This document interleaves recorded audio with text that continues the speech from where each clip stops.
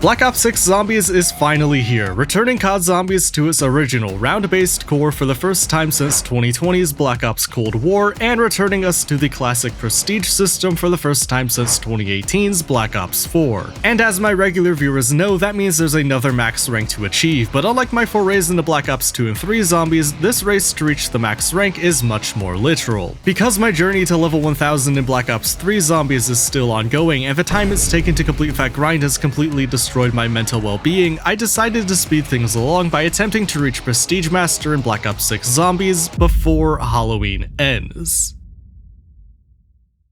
With Black Ops 6 officially releasing at midnight October 25th local time, that gives us 7 days to get through 55 levels and an additional 10 prestiges before Halloween ends. That means completing 1.5 prestiges per day without the help of sponsored double XP tokens, game-breaking glitches and exploits, or the meat grinder that is this game's multiplayer.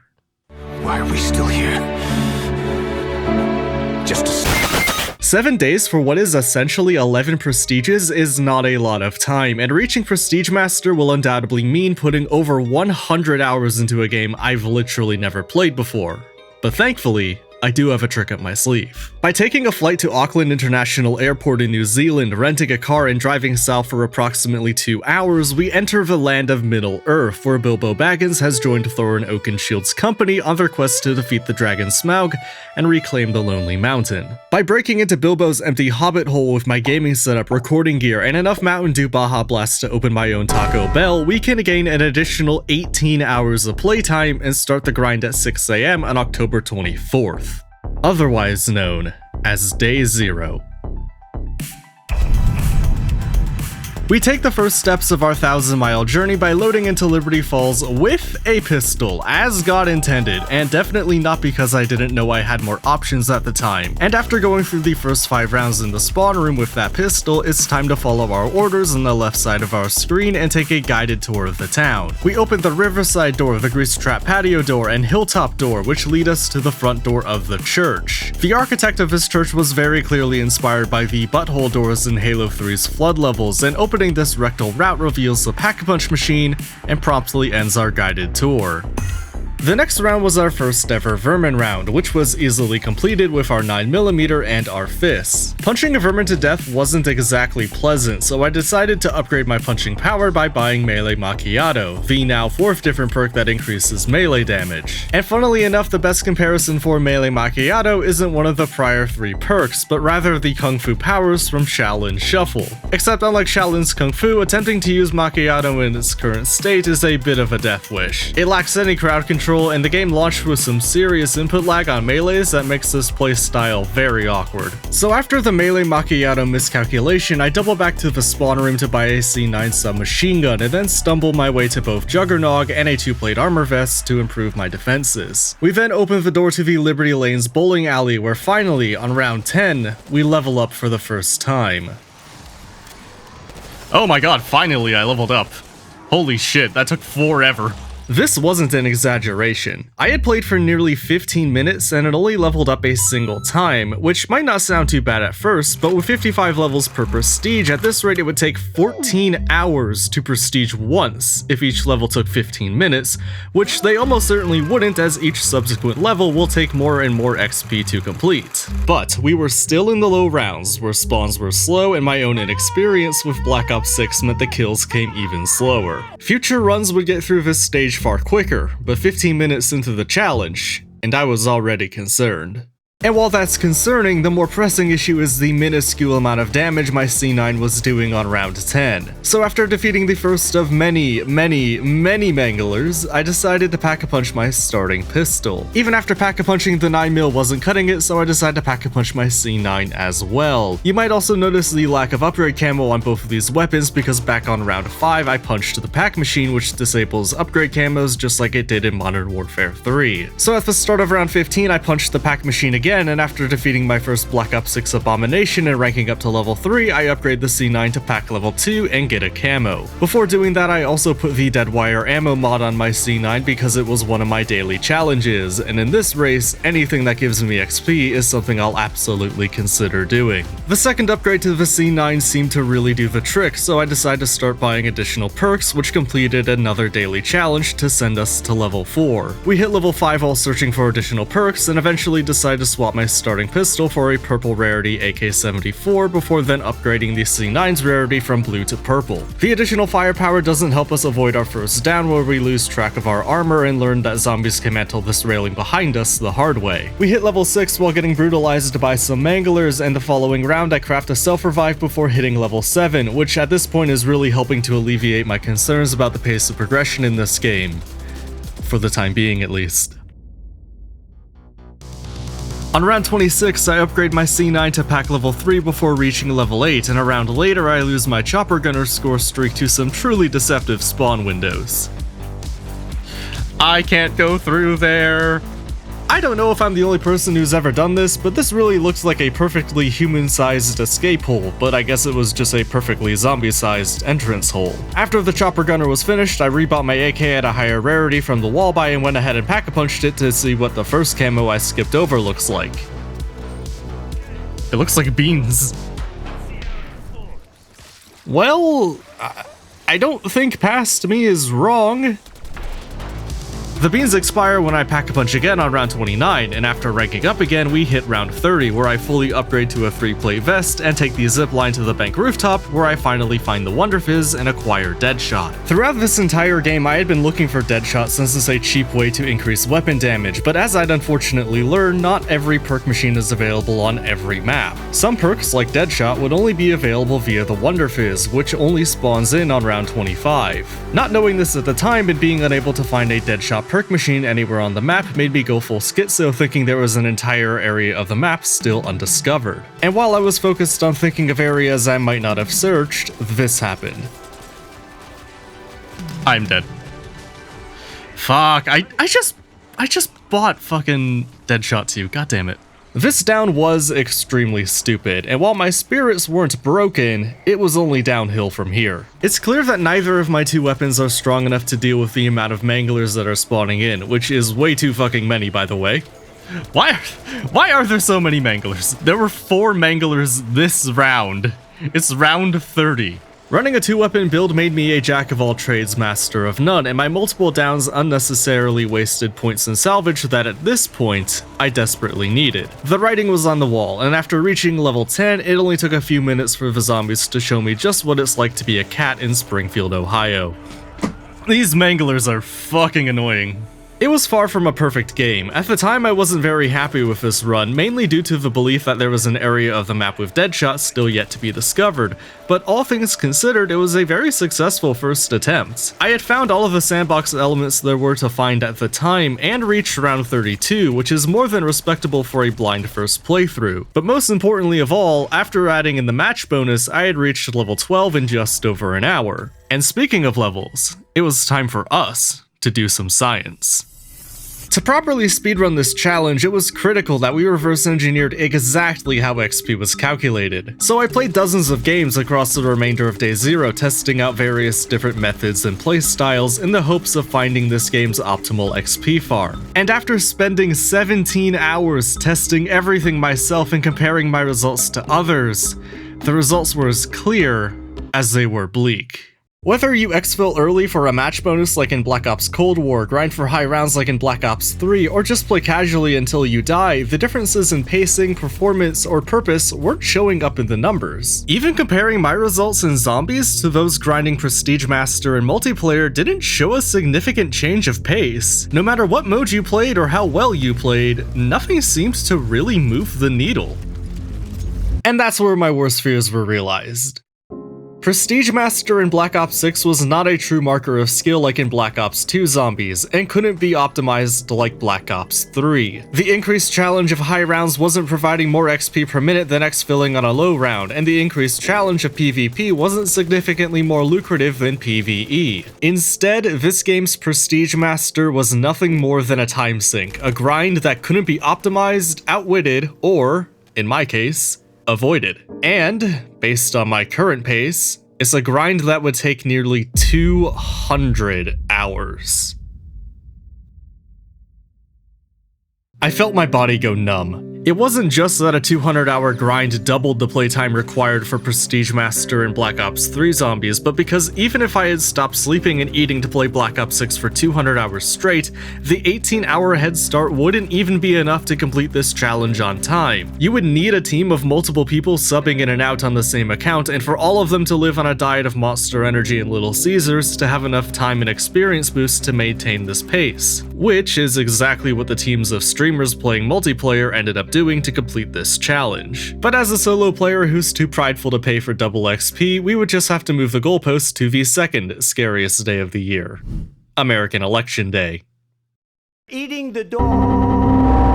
While the results of my testing ultimately proved that time was king, there was a method to speed things along. Black Ops 6 has a number of flat XP rewards for things like unlocking weapon camos, calling cards, mastery badges, and completing daily challenges. On top of that, successfully exfilling at the end of a match also consistently increased the amount of XP earned. With that information in mind, it made the most sense to focus our efforts on unlocking this game's Zombies Mastery camo. Nebula is unlocked by unlocking Afterlife on all 33 of the game's weapons, which is unlocked by unlocking Opal on all of those same 33 weapons, which itself is unlocked by unlocking Mystic Gold on every weapon in a weapon class. You can unlock Mystic Gold by getting 2,000 critical kills with a weapon, then completing 2 weapon-specific challenges to unlock 2 special camos, and then getting 10 rapid kills 15 times to unlock Mystic Gold itself. It's a time-intensive process, but with 200 hours to fill, it's a worthy investment. That in combination with constantly rotating our lethal and tactical equipment as well as our field upgrade to earn their respective mastery badges, and constantly swapping our weapons optics to complete reticle challenges will maximize our flat XP rewards over the course of our run. This Nebula grind will take a lot of zombie killing, and while searching for an XP farm, I had found the perfect place to play. The Liberty Lanes bowling alley is larger than an Ascension lunar lander platform, and by leaving the door at the back of the Motor Lodge alley closed, we can increase the spawn speeds here even further. From there, it's headshots, rapid kills, and various special camo challenges until round 31, by which point the Mangler spam becomes so extreme the round slow to the point where it makes more sense to exfil for the additional XP and start from scratch. Why are there so many Manglers? I, of course, will occasionally refuse to exfil here, partially because I'm stubborn, but also because unlocking Opal requires 30 special enemy kills, and as of right now, my options for special zombies include Manglers, and even more Manglers. Once Opal is unlocked on every weapon class, it's 20 kills without taking damage 10 times for Afterlife, and then 10 elite kills with every weapon for Nebula, but that's a long way away. For now, let's focus on the present, where at the end of our XP testing, we have all of the critical kills for the C9, all of the special camos for the Tonto, Mystic Gold on the Ames, Jackal, and PP919, and hit level 52 as we cross over midnight into October 25th and start Day 1. Day 1 starts the only way launch day for a Call of Duty can start, with a server failure. Good start to Day 1, boys! Let's go! Activision, Bobby Kotick, you did it again! Buy that 7th yacht! The employees don't need to be paid, the game doesn't need servers to run! I would say never change, but please change. For the love of all things, please change. That lag spike interrupted our progress towards finishing the headshot challenges on the Compact, which we end up finishing a few games later. And with it, we should have also finished this Prestige. Or not. That's fine, I guess. Exactly 8 thrilling rounds later, we get to experience what prestiging is like in Black Ops 6 for the first time, and I've gotta admit it's actually pretty cool. Where previous Call of Duty titles would reward prestiging players with a unique icon and fuck all else, Black Ops 6 adds additional unique rewards for each 10th level across each new prestige. These rewards range from custom weapon blueprints, weapon charms, animated emblems, and more, but my favorites are easily the operator skins that are only unlocked by reaching these prestige milestones. The first of these operator skins is a zombified weaver that we unlock as soon as we enter first prestige, and we take it for a test drive as we continue our camo grind in prestige 1. But before we jump back into Liberty Falls, the start of day 1 in the official worldwide release of Black Ops 6 means that I can switch from my Xbox Series X to my PC, where I can access additional content via the Vault edition of the game and make the gameplay look even better with PC's additional graphics options with almost no downsides. Almost, that is. For now, we can focus on our camos and a new set of daily challenges. Now, daily challenges in Black Ops 6 are supposed to reset at noon local time, but interestingly, entering a new prestige gives a new set of daily challenges each time, which is an XP boost I won't take for granted. So we load into our first game of Black Ops 6 on PC and immediately learn that despite both my Series X and PC running off the same Activision account, settings between the two don't carry over. Neato. With that issue resolved mid-match, we test out an LMG for the first time, become the master of unlocking, and after 21 rounds and a little over 300 headshots, we successfully exfil, complete all of our daily challenges, and reach level 8. With our weapon choices limited by our low level, we load back into Liberty Falls with our trusty LMG for another 26 rounds, after which we reach level 13 and unlock more camos for the PU-21, as well as a Darius-inspired loading screen, and my beloved Frenzied Guard. With Frenzied Guard unlocked, it was another 31 rounds followed by 18 more to finish the PU-21's headshot challenges, and 10 manglers and 300 hipfire kills later, the special camos were done too. The rapid kills for Mystic Gold were interrupted by a down on round 32 that brought us all the way to level 23, and with that bad omen, we switch back to the SMGs to start grinding headshots on the KSV. But we don't shake those bad omens entirely, as I temporarily violate my solo challenge rules by accidentally loading into a public lobby for around 16 exfil, where my rank probably confused the hell out of these level 10 players. The next time I enter the correct inputs to start a solo match, but got absolutely destroyed by the Rampage Inducer and then again by unfortunate spawns, but my third game with the KSV went much better. I reached round 38 after being reunited with the ray gun, got the first 1,000 of our required KSV headshots, and reached level 28, but more importantly, I discover how to use the loot keys on Liberty Falls. Zombies in Black Ops 6 will occasionally drop these keys, each with an assigned rarity, and it was in this game where I finally discovered all 3 post-it notes that have the code to the bank vault, where I can use these keys for free random rewards. It's basically a SAM trial with none of the required work, which, funnily enough, is exactly the amount of work I prefer doing. The loot keys were an important discovery, and, as it turns out, they weren't the only discovery I would make that day. After being kicked from the servers and experiencing our first of many crashes trying to reboot the game, it was time to be reunited with another Zombies wonder weapon. During that last game, the community learned how to craft Liberty Falls' signature wonder weapon, and crafting it in this game was my one and only goal. Thankfully for our sake, completing this quest was extremely simple, only requiring 3 items that would lead to another 3 parts. The first part requires us to wait around the church graveyard until we find a zombie named Groundskeeper. Killing the zombie will drop a key to a nearby tool shed that contains the handbrake we need to collect. The next part we need is a water valve located just down the street, and we can take that valve to Liberty Lanes and use it to control the bowling alley's plumbing. Turning the valve spawns in a wave of enemies, and we can't kill them and turn the valve at the same time, which makes items like decoys, smoke grenades, Aether Shroud, and sentry guns really valuable, but the best thing we can do here is simply not have the Rampage Inducer on. Leaving this on causes the process to take way longer than it otherwise should, but we complete the step nonetheless. The final thing we need is a Mangler Cannon, which we've actually had in our possession this entire time. While waiting for the Groundskeeper to spawn in, I shot the arm cannon off a Mangler and secured the score streak that otherwise would have cost 1,250 salvage for absolutely free. We can take that Mangler Cannon to the Radio Shack opposite the comic book store and use it to blast through the front door. Searching around in here will eventually reveal our final parts, which we can then take to the motel to build our wonder weapon. The one, the only, the jet gun.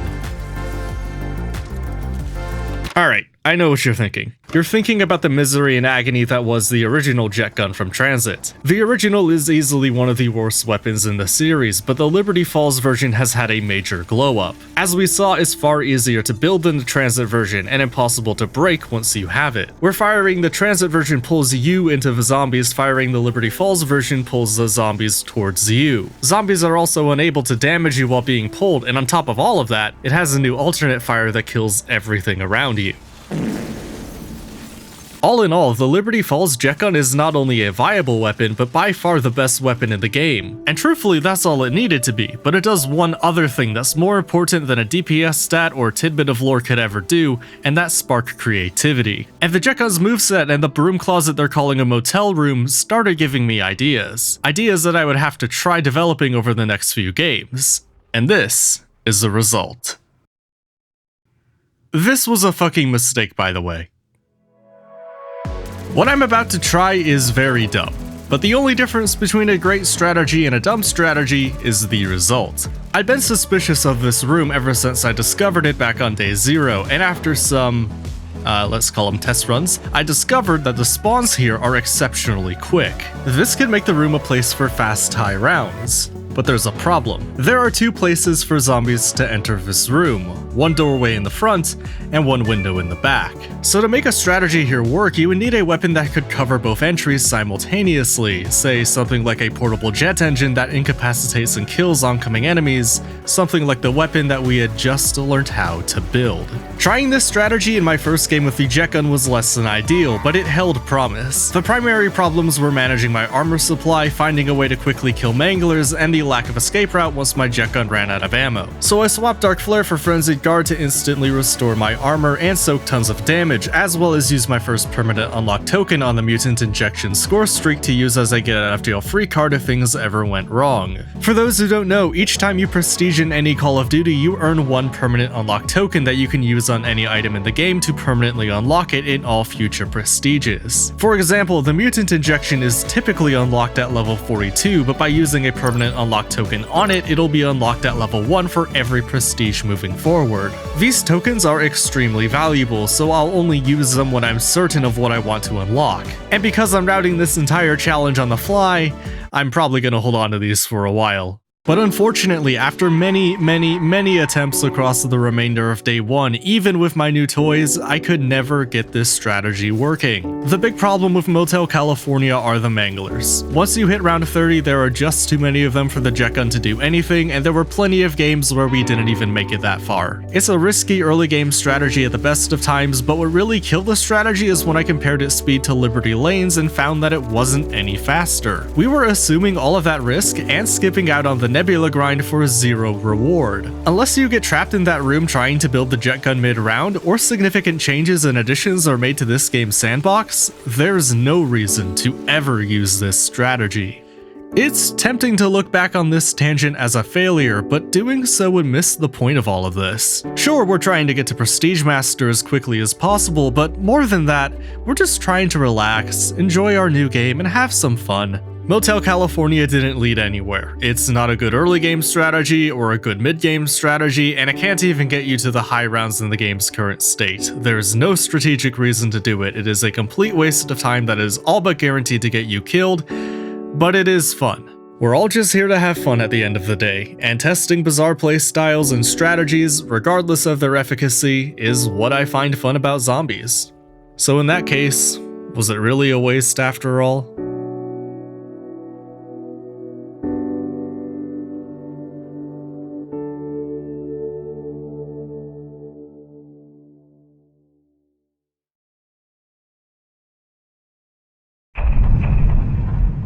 After checking out of the motel strategy, we're Prestige 1 level 44. Although we mained the jet gun for most of that strategy, we did finish the headshot challenges for the KSV and made some progress towards the headshot challenges on the XMG. We could continue with either of those weapons, but since the KSV is a relatively early unlock and the XMG has a wall by location in the graveyard, it made more sense to work on a weapon you typically unlock later. So, with that in mind, let me introduce you to the Model L, the official recipient of the title of My Beloved.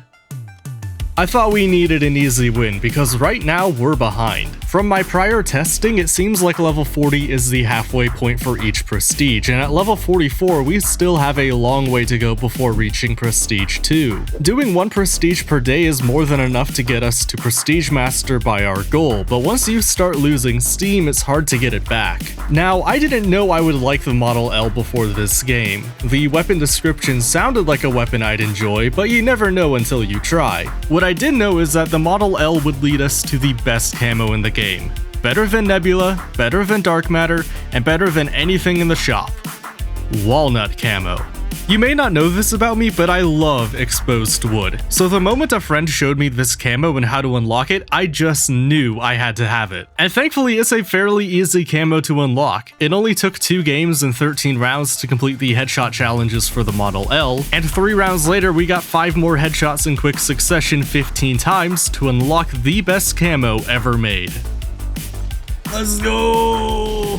Truthfully, I could stop the camo grind right here, right now, and happily use Walnut on every single gun in the game. But there was XP to gain for grinding up to Nebula, so we might as well keep going. It didn't take much longer to unlock the Model L's other special camo, and took even less time to unlock Mystic Gold for the Model L, my beloved. With the Model L's camo progression temporarily completed, we swap it for an AK-74 and progress its headshot challenges before exfilling from the map, and then infilling to my bed, because it was 5 AM. And I was very sleepy.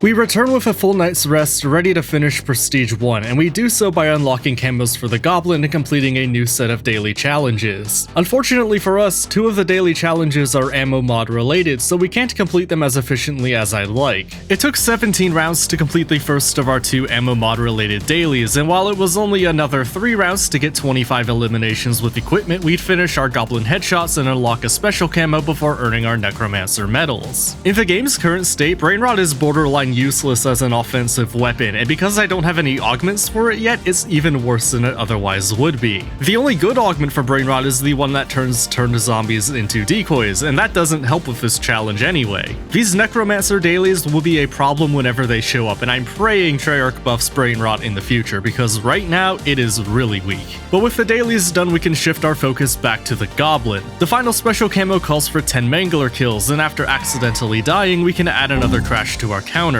After loading back in, we buy the AK-74 off the wall to work on its headshot challenges while waiting for Manglers to spawn, and more importantly, to give my trigger finger a rest. Please be kind to me, I have carpal tunnel. The strategy meant I was putting all of my resources into the AK, so my Goblin was too weak to get rapid kills for Mystic Gold, so we continue with the AK headshots before exfilling on round 31 and putting us within half a level of Prestige 2. Being at such a high level is pretty rare, and because the AS Val is only unlocked at level 50, I thought I'd spend the last of this Prestige testing it out for the first time. It should have been a quick match, but finishing that half level took a whole 24 rounds. That's just how long it takes to level up once you get to these high levels, but it makes completing each level super rewarding.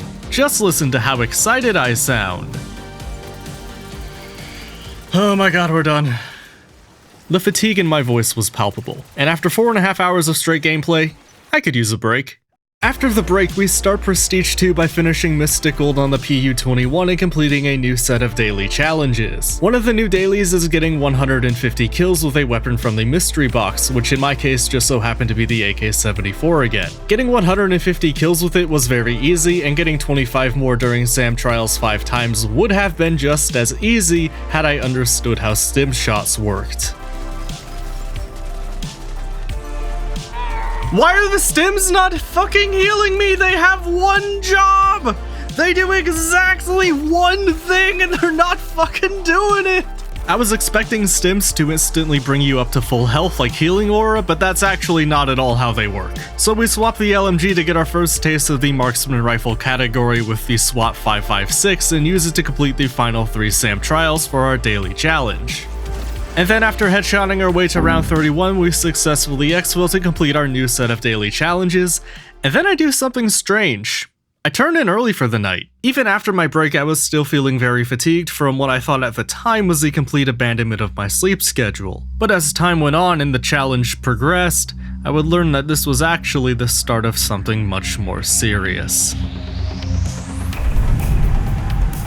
We start day 3 by finishing the SWAT's headshot challenges, and rather than jumping back in to finish its special camos, we switch to the newly unlocked Zarkov 762. We then spend the next 4 games completing a new set of daily challenges and those Zarkov headshots. And it was after completing that 4th game I realized I had made a rookie error. I've had day 2 this whole fucking time! I'm so... Fuck you. If you haven't already noticed, I've been tracking each day with my clan tag, and when booting up today's session, I forgot to update it. It's a blunder that doesn't really mean anything at the end of the day, but I know if I didn't point it out, you all would. With that error corrected, we can jump back in to unlock the Zarkov special camos and Mystic Gold across the next 2 games, after which we can correct a far more critical error. There were a number of weapons whose headshot and even special camos were completed yet haven't unlocked Mystic Gold. The thought process at the time was to save these weapons for early and prestiges while I wait to unlock weapons I needed later on, but I could just as easily unlock Mystic Gold on every weapon in a class and work on Opal instead, and with the mystery box, any weapon could technically be acquired at any round regardless of level. So with a far more sensible strategy in mind, we spawned in with the Tonto and completed its remaining rapid kills for Mystic Gold. Then after exfilling, we unlocked the XMG special camos by getting 10 kills without reloading 15 times and then killing 300 zombies with Brain Rot equipped before finally getting its rapid kills and unlocking Mystic Gold. From there, we exfil with the XMG and infill with the KSV to get 300 hipfire kills, 300 more kills with Deadwire equipped, and another series of rapid kills for another Mystic Gold. And while I would love to finish the remaining SMGs, the compact is unlocked late, and while the C9 is available right away, the only remaining special camo is unlocked by killing, says here 30 parasites. I haven't seen a parasite this entire time. I'm not entirely sure where I would find one of those. I haven't done the Easter egg on Liberty Falls yet. Maybe they spawn in there? I mean, it's not like there's another map they could be on. This is the only one, right?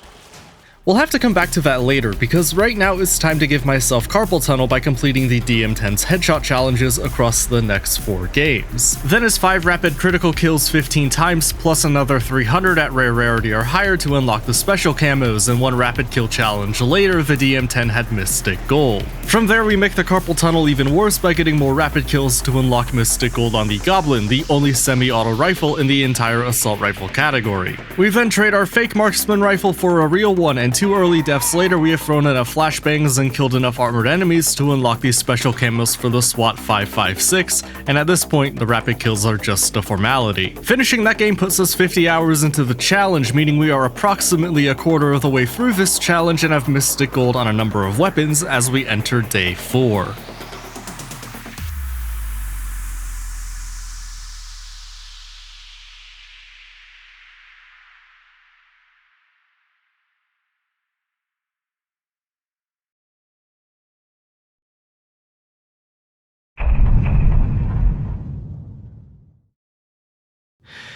October 28th is where my life changed forever.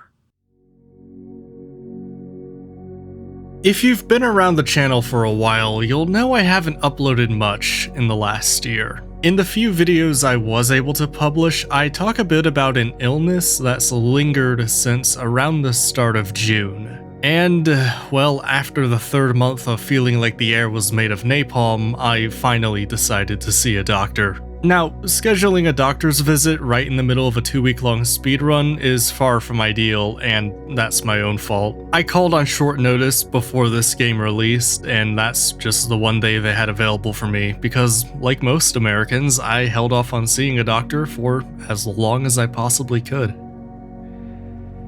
I shouldn't have.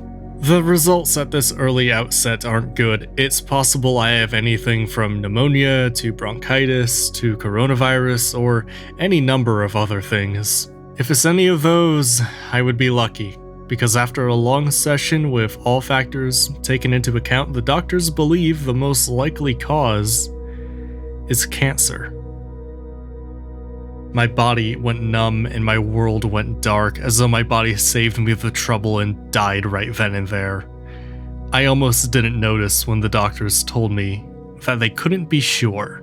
I would have to go to a radiologist and get an X-ray of my lungs and have blood work taken. Those would then be analyzed, and then, and only then, would we know for sure. An hour or so later, the tests were done, and in 2 to 3 weeks, I would have the results. I thanked the doctors, I got in my car, and I cried. I told no one. Until the diagnosis was certain, I would not share this information with anyone. Doing otherwise would only create more pain. The data varies per source, but lung cancer is widely considered one of the deadliest cancer types imaginable. Over half of diagnoses end up with death in less than a year. The 5-year survival rate, meanwhile, can drop to as low as 18%. But you don't need to know the exact numbers to know what cancer does. Its presence in our lives needs no explanation. Everyone in every part of the world knows what this disease does, to the point where encountering it at some point is almost guaranteed. You just never expect that this time, it'll be you.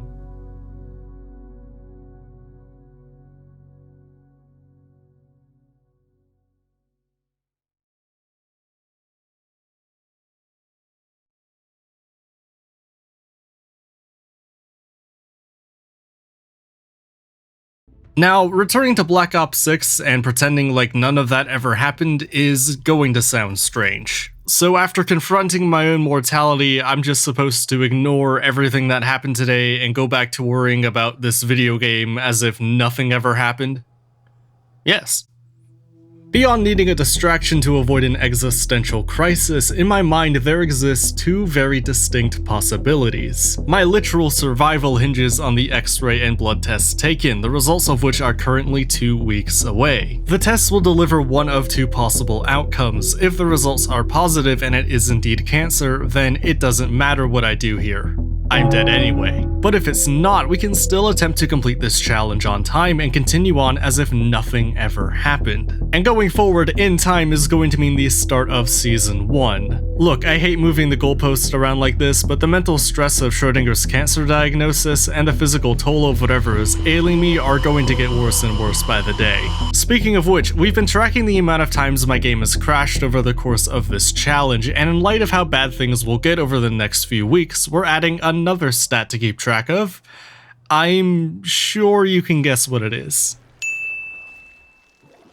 That, experience, we'll call it, causes me to forget to change my clan tag before jumping into headshot challenges for the AEK. I realized this mistake after 36 rounds and fixed it before jumping into the second game, where we get within 100 headshots of Purple Tiger. So we start a new game to unlock Purple Tiger, then get 300 kills with Cryo Freeze and Napalm Burst respectively to complete our special camos, and then we get our rapid kills to complete Mystic Gold on not just the AEK but for all 4 weapons in the Marksman Rifle category. Doing so unlocks the challenges for Opal, which requires 30 special enemy kills with each weapon, which in the game's current state are just manglers. So we load back into Liberty Falls with a Mystic Gold weapon in hand, and after 29 rounds we unlock our very first Opal camo in Black Ops 6.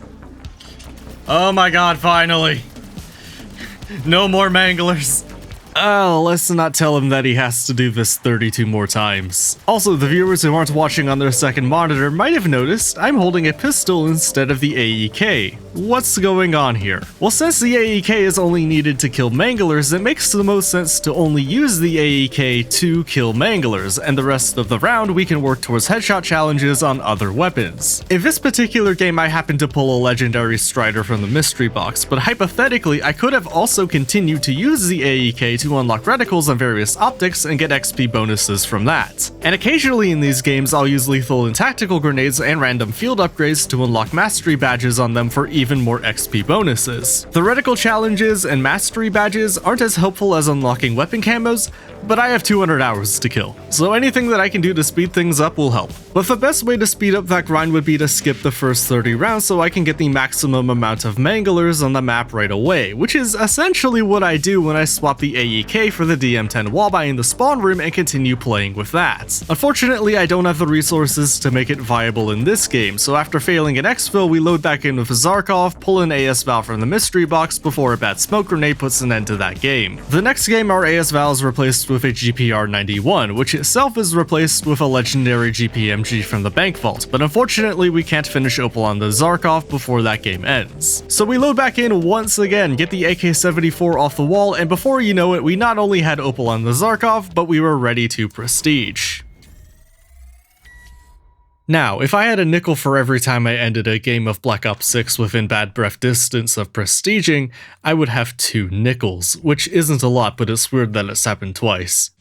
So after completing exactly one thrilling round to earn the remaining XP, we waste no time by jumping into Prestige 3 and then into a game with a Mystic Gold SWAT, without Mystic Gold equipped, but with a thermal sight in need of reticles and a new set of daily challenges for prestiging. We spin the box and get a 9mm PM for headshots, and after 34 rounds we unlock another Opal camo, increase our crash counter, and learn that you can't exfil after crashing despite being on a round where exfil should be available, and that rejoining a match resets the rarity of all wall buys. So we replace the SWAT with a green DM10, dump all the resources we can into it, and start another Mangler genocide while utilizing equipment and completing SAM trials to complete more daily challenges. Unfortunately, we only complete 2 of 3 SAM trials before a vermin vores me, but we jump right back in to finish our 9mm headshots, unlock Opal on the DM10, complete our final SAM trial, and before exfilling to complete our final daily challenge, we get 300 kills with Cryo Freeze to unlock our first special camo for the 9mm. In the next game, we get 300 kills with Deadwire to complete these special camos, and in the game after that, we do our rapid kills for Mystic Gold. We kept on the pistol grind and spent the next 2 games farming headshots for the fully automatic Rakova,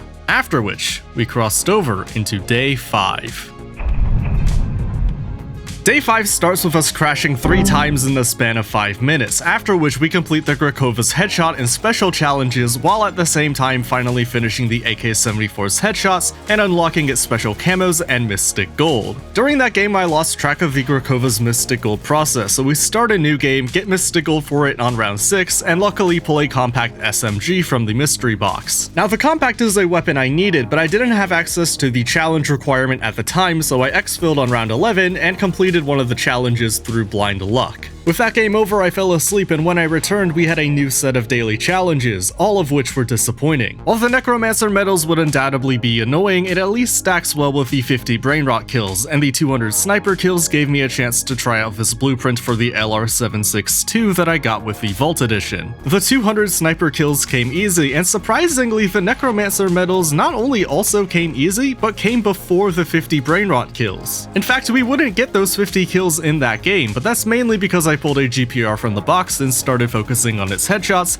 and just never gave it the ammo mod. But I like the GPR so much that I loaded into my next game with it, this time giving it brain rot to finish that final daily challenge, and I grinded headshots on that GPR until I found a bug that might completely destroy the speedrunning community.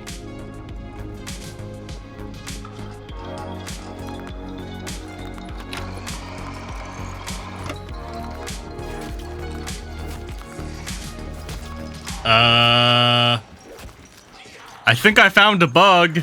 I have no idea how I did this, how I would repeat it, or if it's even repeatable in the game's current state. I'm simply including it in this video to drive the speedrunners mad as they try and figure it out, if it hasn't already been figured out already. I don't know, but have fun with it. We exfil from that game on round 31 with the GPR's headshots halfway done, but instead of finishing the other half now, I decide to switch to the SVD sniper rifle. The thought process at the time was too much time spamming right trigger with a semi-auto weapon would eventually hurt my hands, so we swapped from the full auto GPR to the semi-auto SVD and then back to a full auto weapon until the remaining semis were finally finished. And the SVD's long-range nature gave me a chance to try out something I had heard earlier that day. Oh shit! I have Deadshot! Neato! So it turns out, this entire time there was a way to get Deadshot for free before the Wonder Fist spawns on round 25. Now that sounds like a blessing, but it actually isn't as useful as you would think. If you miss any of these shots, you have to wait a few rounds to try again, and without a sniper or semi-auto weapon with a big scope, there's basically no chance of you actually hitting these things. Thankfully, the natural progression of reticle challenges means that we have a lot of high zoom scopes remaining, but we can always just aim for the head naturally and be mostly fine. It's a helpful secret start for sure, but this is by no means mandatory. We end up exfilling not long after that anyway, and sticking to the plan, we load back in with the fully automatic GPR next game, where we learn that soda cans are not picked up by a thermal sight. That probably should have been obvious going in, and while you can technically still hit these cans with a thermal sight, it's way harder than you would think. So we go ahead and complete the headshot challenges regardless and exfil, and instead of swapping to a semi-auto weapon like we planned, we disregard that plan entirely to get 300 cryo-freeze kills, add another 2 crashes to the counter, watch as our match does not get saved through the crash, and then throw tactical grenades like they're going out of style to unlock both special camos. From there it's rapid kills to unlock Mystic Gold, and instead of exfilling, we pull an SVD from the box like the professional gamblers we are. We grind headshots with that before exfilling, and after taking a break to eat, we return to get halfway through the Strider headshots before midnight strikes, and we cross over into day 6. The days may change, but the grind for Strider headshots remains the same, and after recording the wrong screen for 90 minutes, we were 67 point-blank kills away from being 10 rapid kills, 15 times away from unlocking Mystic Gold. The mystery box must have seen me lose 90 minutes of footage and kindly gives me a legendary SVD that I can use to push the headshots over halfway before exfilling on round 36. I'm glad the game was nice to me here, because it's about to be very rude.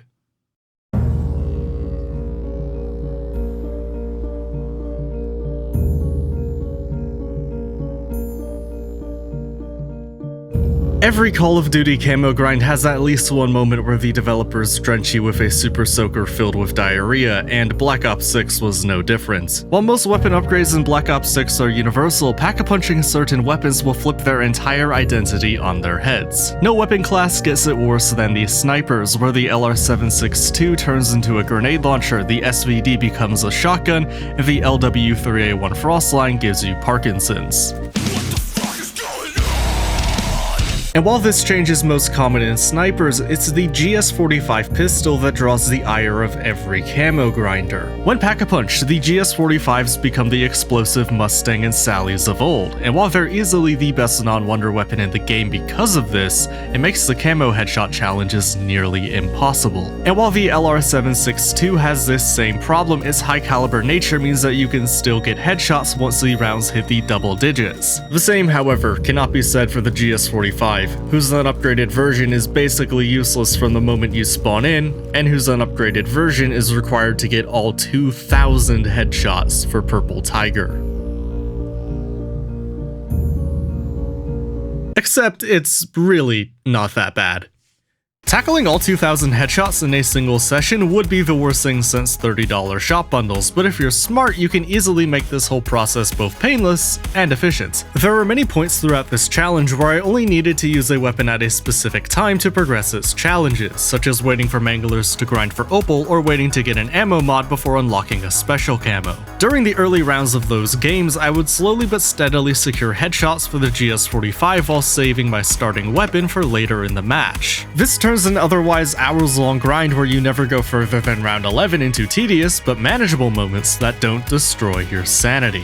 After finishing the Strider, I was halfway through the SVD headshots and only a level away from unlocking the Compact, so I spent 3 quick games farming additional GS45 headshots, and because of those prior micro grinds, I had over 600 by the time I unlocked the Compact. The Compact only needs 200 point-blank kills before its second special camo is unlocked, and Mystic Gold swiftly follows. At this point, we're running out of weapons that can still earn Mystic Gold, and because I now have the taste for pain, we continue grinding GS45 headshots while also getting kills for the knife. The knife? Yeah, the knife. Black Ops 6 gives each player a dedicated melee weapon, and part of the Nebula grind is getting camos for 2 melee weapons, a knife and a baseball bat. The camo structure for melee is identical to the other weapon classes, except headshots were smartly replaced with a kill of any type. I haven't used melee much in these games, largely because I'm focusing on the actual guns themselves, but also because despite Treyarch's best efforts, melee really isn't a viable option in this game due to how armor is handled. When armor and health health are an expendable resource, you are rewarded for keeping your distance from the zombies, since every time you go in for a melee, you have a high chance of losing some of that precious armor. And because zombies in Black Ops 6 have scaling damage, you need as much of that armor as you can get, especially as the rounds go higher and higher. The knife and the GS45 get us through the next 3 games to unlock the GPMG LMG, and after 2 games we add a second digit to the crash counter and finish the GPMG's headshot camos. 1 game later and we complete Mystic Gold on yet another weapon and add yet another crash to our counter. We crashed! We crashed again! God damn it! This game... Why is this game like this? With Mystic Gold on the GPMG done, we can spend the rest of that game unlocking new daily challenges, crashing again, and murdering manglers before being murdered ourselves. So we load back in, get 125 melee kills, 50 more Dark Flare kills to complete our daily challenges, and finish Opal on the GPMG before being murdered by a vermin. That game puts us within arm's reach of the max level, so we load back in for another 5 rounds of GS45 headshots before we hit the level cap, leave, and enter Prestige 4. The new Prestige doesn't stop the LMG Opal grind as we load into our first game of Prestige 4 with the PU-21, and after completing our first new daily challenge by surviving 25 rounds, we continue killing manglers and unlock Opal on round 33. From there, we can use the legendary GS45 we bought to start a new daily challenge that we complete in the next game. From there, I decide to grind headshots on the GS45 and LR762 until unlocking the XMG, where I continue grinding GS45 headshots in the early game and start the XMG Mangler grind in the late game. And it was after completing our final daily challenge that we crossed over midnight and into day 7.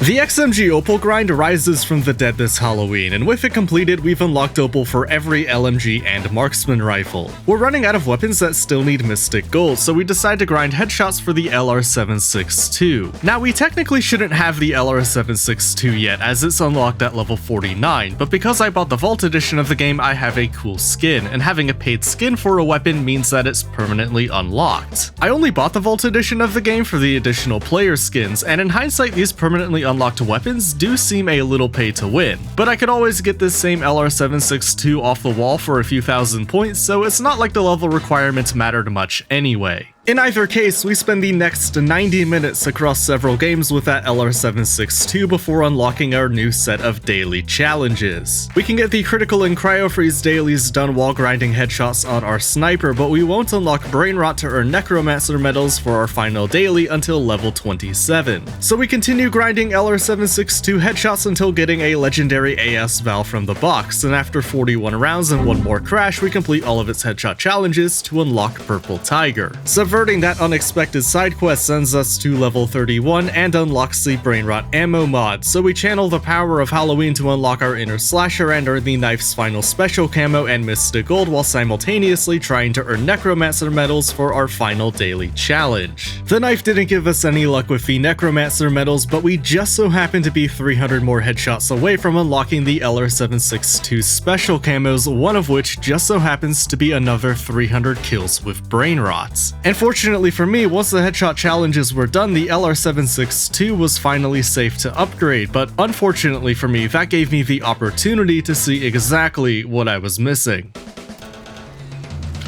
Holy shit! It's fucking dead! That was at full health! Holy shit! Holy shit! Yeah, I know insta-kill's active in this clip, but it's the sentiment that counts. The strength of the Pack-a-Punched LR762 is actually a double-edged sword because we managed to unlock all of the special camos and Mystic Gold before earning a single Necromancer medal. But with the second worst Mystic Gold gone, we bite the bullet and finish the GS45 headshots in the following game. With the headshots done, you would think I would be thrilled to be able to Pack-a-Punch this again like I was with the LR762, but one of the special camos requires you to get 300 hipfire kills, and in the game's current state, this challenge does not track properly when the GS45 is Pack-a-Punched. I have a question for God. The second special camo requires the GS45 to be at rare rarity or higher, so to avoid wasting kills we spawn into our next two games with the SVD and farm headshots until we had the resources to buy the GS45 off the wall and bring it up to rare rarity to start grinding both as hipfire and rarity kills at the same time. Those 300 kills, while slightly more efficient thanks to the SVD, are still slow and tedious, but once they're done I can get upset all over again when I pack a punch of the GS45 for Mystic Gold rapid kills and remind myself of what I was missing. We unlock Mystic Gold for the GS45 in that game, but exfil before unlocking Opal, and after a short break we continue farming SVD headshots. Once we unlock both special camos and Mystic Gold, we get lucky with the box and can start working on the final sniper. Hey, does anyone remember what I said about this thing earlier? Why did you let me fire this fast if it does this? Every time I fire the gun, I laugh. Oh my god! What the fuck is that? What the fuck? Where? Oh, I died.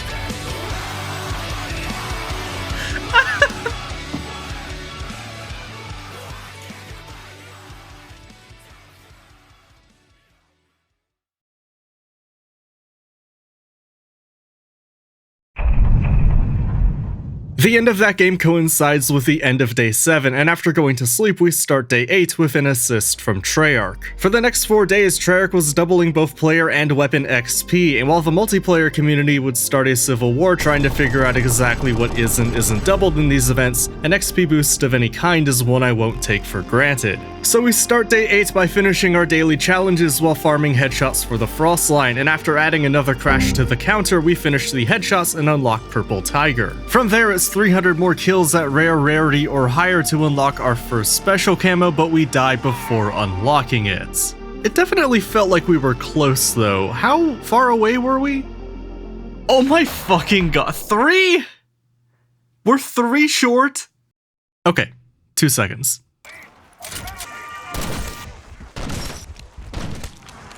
Die. Thank God. That's not what I wanted. That's what I wanted. There we go. With those 3 kills confirmed and the camo unlocked, we use a Model L we pulled from the mystery box to exfil on round 12. Unfortunately, we can't get the second Frostline special camo because it also requires killing parasites. So with the snipers temporarily at a standstill, we switch to the Strider to start another Opal grind, and after 36 rounds we learn why always online games aren't exactly ideal. The lag! Why the lag? At that exact moment I died. Ow, fuck! My bones! He murdered me! He murdered me! I'm fucking dead! Nonsense and lag aside, we unlocked Opal on the Strider, and after another game we unlocked Opal for the Grakova as well, which leaves us in an interesting spot. The remaining weapons without Mystic Gold or Opal are all either unlocked at the start of each prestige or available as wall buys, with the exception of the launchers and melee weapons. The knife and Cigma launcher are both unlocked at the start of every prestige, but the HE1 launcher and baseball bat are not. The HE1 is unlocked at level 19, which is pretty early into the prestige in real time, but the baseball bat is only unlocked all the way at level 52. There's a real chance that we have to use a prestige token to permanently unlock this thing, and that's something I want to do everything in my power to avoid. So we take advantage of the double XP and spend the next 11 rounds reaching the max weapon level for the knife, exfilling, and unlocking the baseball bat. Oh boy, here we go. I haven't kept up with the community during much of this grind, but one thing I heard loud and clear was that the baseball bat was the worst weapon in the game by far. I was told to expect a grind on par with the GS45, so I take a short break to contemplate my life choices, and upon returning, I found that it really was not that bad at all. Watching the baseball bat drop to a 2-swing kill on round 2 was initially alarming. Wait, what? It does less damage! But purchasing Melee Macchiato made it a one-hit kill until round 7, by which point I had enough to pack a punch. And from then on, the pain was basically over. Well, actually, the pain of trying to use a melee weapon while maintaining armor remained, but from here on out, not only did my damage never fall off again, but the faster melee speed the baseball bat provided made the grind significantly better than the knife. It only took 3 games to unlock Purple Tiger for the baseball bat, and before we unlock the special camos and Mystic Gold, we hit the max level, exfil, and as we enter Prestige 5, we also enter Day 9. There we go, Prestige 5. Halfway there. We wake up early on day 9 to complete the set of daily challenges we got from entering Prestige 5, which thankfully are easy enough to complete in 20 minutes. With that game finished, we get another set of daily challenges for day 9 itself, so we load into Liberty Falls with the Cigma B to complete our first daily while unlocking its camos, and then buy a GS45 off the wall to kill more manglers for another daily and to unlock another Opal camo. We continue that game to grind more Cigma camos and work towards our final daily challenge, and along the way we become the first player in the world to get what I'm calling Cigma Softlocked. Hello? Hello? I'm stuck? I'm stuck? What do you mean? What do you mean? If you didn't catch what happened here, I'm running the Frenzy Fire augment for Frenzied Guard, which allows you to fire directly from your stowed ammo instead of reloading. This means you can fire your weapon when it has 0 ammo in the magazine, which is really powerful. Except, the Cigma B forces you to aim down sights to fire each rocket, and if you don't have a loaded rocket and your Frenzied Guard ends during the ADS animation, the game doesn't know what to do. There's no way to cancel the shot, so you can't stop aiming down sights, thus soft-locking the game. Thankfully, going down and being revived ends the soft lock, but our game ends shortly afterward anyway. So we load into another match to unlock Purple Tiger for the Cigma B, and after 300 Pack-a-Punch kills and 75 armor kills, we unlock both special camos on our way to unlocking Mystic Gold. That's one launcher down, and after exfilling, we have one more launcher to go. Not unlike the baseball bat, I heard a lot of complaints about the HE1, and it's pretty clear why when you pack-a-punch it for the first time and get 0 additional ammo. With this weapon, the ammo boxes around the map are your best friend, and that means keeping the HE1 at pack level 1 or 2 to keep those ammo boxes as cheap as possible. We complete our final daily challenge on round 26 and get to 1500 of 2000 kills before attempting to exfil on round 31, where an abomination decided to despawn to avoid my chopper gunner, causing us to fail the exfil. Well, that's a wipe. With that additional XP banished to the Dark Aether, we start another game with the HE1 and crash 80 kills shy of Purple Tiger. And, of course, our game wasn't saved. So 3rd time's the charm, and after completing the first few rounds with a knife, we get Purple Tiger on round 8. We then get our 30 Vermin kills on round 15, our 300 kills at rare rarity or higher on round 17, and 1 round later, we had Mystic Gold for the HE1.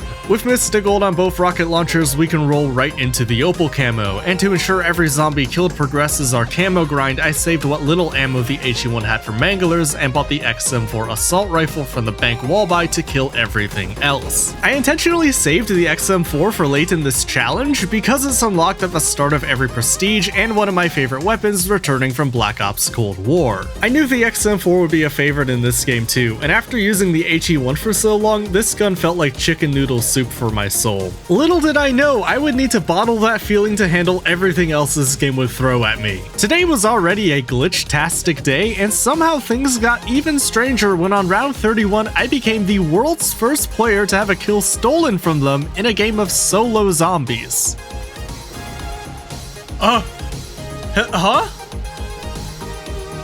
Friendly fire? Holy shit, I didn't know they could do that! Even the manglers are tired of the manglers.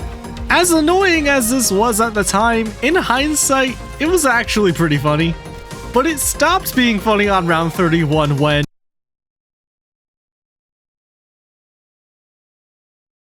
I don't know what's going on, but 107 hours into this challenge, everything seems to have broken. If that ever-climbing crash counter that now by the way includes an entire PC failure is any indicator, there is something seriously wrong with the PC version of this game. My PC is so powerful that a friend jokingly refers to it as a NASA rig, and yet Call of Duty is so horribly unoptimized that I'm struggling to run it. And to give you a peek into the future, it's only getting worse from here. Anyway, despite my entire PC failing, my match was successfully saved. And after 35 rounds, we got nearly halfway through the XM4 headshots, unlock Opal for the HE1, and exfil. With that game completed, we also, nearly 93 hours of in-game time later, have fully researched every augment for every perk, ammo mod, and field upgrade currently in the game. I haven't mentioned augments very much because, truthfully, they haven't mattered very much. While some augments can really define a playstyle or make things like necromancer medals for daily challenges easier, most of them are helpful but small buffs to each item. Aside from a handful of key augments and the occasional weird glitch associated with them, they aren't that impactful to the camo grind or even general gameplay most of the time. Speaking of gameplay, we spawn into the next game with the Cigma B and buy the XM4 off the wall to repeat our same strategy with the final launcher. We end up replacing our XM4 wall buy with one we get from the vault before unlocking Opal for the Cigma B on round 34. And after exfilling, we only need 152 more headshots for Purple Tiger on the XM4 as midnight strikes and pushes us into day 10. After sleeping for the night, we return to Liberty Falls to get Opal on the 9mm PM and finish headshots for the XM4. Those headshots were delayed until round 19 because we added 6 whole crashes to the counter, and as we learned earlier, reloading a saved game resets the rarity of all wall buys. But after making a blood sacrifice to Bobby Kotick to get this game working, we unlock Purple Tiger, both special camos and Mystic Gold for the XM4, as well as Opal for the 9mm PM. We also completed 2 daily challenges in this game, but unfortunately we won't be able to complete the third because it requires 25 Parasite kills, and I still haven't seen a single one. So instead we exfil on round 36 and move on to my favorite class of weapons. Not unlike the XM4, I intentionally held off shotguns until the end because they're my favorite weapon class. I knew my soul would need more chicken noodle soup towards the end of the grind, and with the sick counter ticking up again after last game, it would be nice to turn off my brain and forget about aiming for a while. Except some sadist at Treyarch decided shotgun camos needed to be unlocked by getting headshots? It's a shotgun! Shotguns in Black Ops 6 are really powerful, but aiming for the head significantly reduces their damage as half the pellets will completely miss their target. There's also no guarantee the killing pellet will hit the head, which adds significant RNG to the equation. This extreme dedication to being as mildly uncomfortable as possible thankfully only took 2 games with the ASG, after which we can aim for center of mass and spam decoys to reach our newest special camo. Like our final daily challenge, the ASG's second special camo also requires Parasite kills, and while I did finally see my first Parasite in this game— oh hey, hi! A Parasite! It was killed before the headshot challenges were completed, meaning, much like Call of Duty's anti-cheat, it was completely fucking useless. Honestly, how the fuck does that even happen? With the ASG temporarily sidelined, we can buy the other boomstick off the wall in the bowling alley and use it until we exfil on round 41. We then infill with that same boomstick, plus a few eyeballs, and after crashing again, we get halfway through the headshots before re-unlocking the baseball bat. So we go from boomstick to stick as we inject enough steroids to make Barry Bonds jealous on our way to unlock both special camos, Mystic Gold, and our first Opal melee weapon. We were also able to make progress on the Marine SP's headshot challenges in that game, and we would complete those headshot challenges in the next. And after successfully exfilling, we should have enough XP to enter our next prestige. We're not there yet.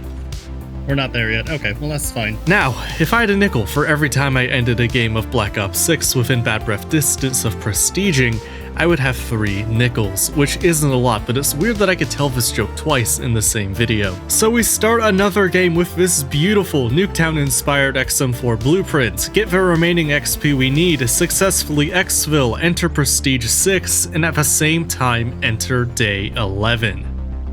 Let's go! We begin day 11 by unlocking both special camos and Mystic Gold for the Marine SP, and after adding 4 crashes to the counter, we finish our daily challenges for the day. Shortly afterward, we pull a KSV from the mystery box, and while we already have Mystic Gold, we can make use of the double weapon XP to hit its max weapon level en route to unlocking Opal for the knife. Or at least that was the plan until this happened. Apply. Reverts. There we go. We gamed. I'm not tapped in. Keyboard and mouse disabled. But I can't move my controller. Controller. My analog sticks do nothing. I can't save and quit because— oh my fucking god, I can't save and quit because I'm not at full health now. I fucking hate Call of Duty and their whack-ass PC ports. Please just make a game that works. On my hand and knees, I fucking beg. Okay, I can run with WASD. Okay. Save and quit. If I reload into the match and my fucking analog sticks don't work, this game is just gone. Because I can't play keyboard and mouse. I don't know the keybinds, and I'm not learning them on around 25. Controller. Aiming input. Controller. Wait. Where's my save? I saved and quit. Where is my save? I don't know what more I can add here. Please refer to the prior section where I bitch about this game's PC ports. Speaking of which, we crashed 3 more times trying to reboot the game after that, but once we get back in, we can load into the next game with this beautiful blueprint of my beloved Model L, which turns it into the STG from World at War. Also my beloved. We can work towards the max weapon level for that while saving the knife for 20 lucky manglers to finally unlock Opal camo and hit the Parasite wall. After all of our camo grinding, we have Opal for every single melee weapon, launcher, pistol, LMG, and marksman rifle in the game. The remaining weapon classes, the snipers, shotguns, SMGs, and assault rifles all have every single weapon mystic gold with the exception of 4. The Frostline, ASG, C9, and AS Val all require 30 Parasite kills each. And after 120 hours of playtime, we have found exactly 1. So, for the remaining 4 prestiges, it seems as though we are going to grind Liberty Falls with nothing but these weapons until we find all 120. It would appear as though we have no other choice.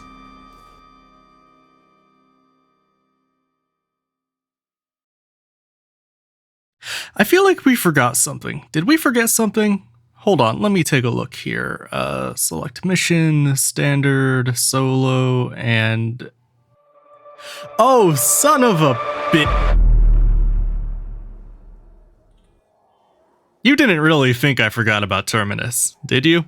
Well, you and I both didn't think it would take 11 days for us to get here, but we have a good reason for the delay. Right now, the only thing that matters is reaching Prestige Master as quickly as possible. In Black Ops 6, that means focusing on the camo grind, and that camo grind has not compelled me to play Terminus until now. That's the primary reason, but equally as important is the promised depth of the map and my health. Terminus is pitched as a highly detailed map for hardcore zombies fans like myself. It's a map I want to give my full focus and attention, and with my mind predominantly preoccupied with wondering if today is the day my doctors will tell me I will die, it's been more than a little difficult. But this challenge has finally forced our hand, and if anyone's up for the challenge Terminus provides, it's me.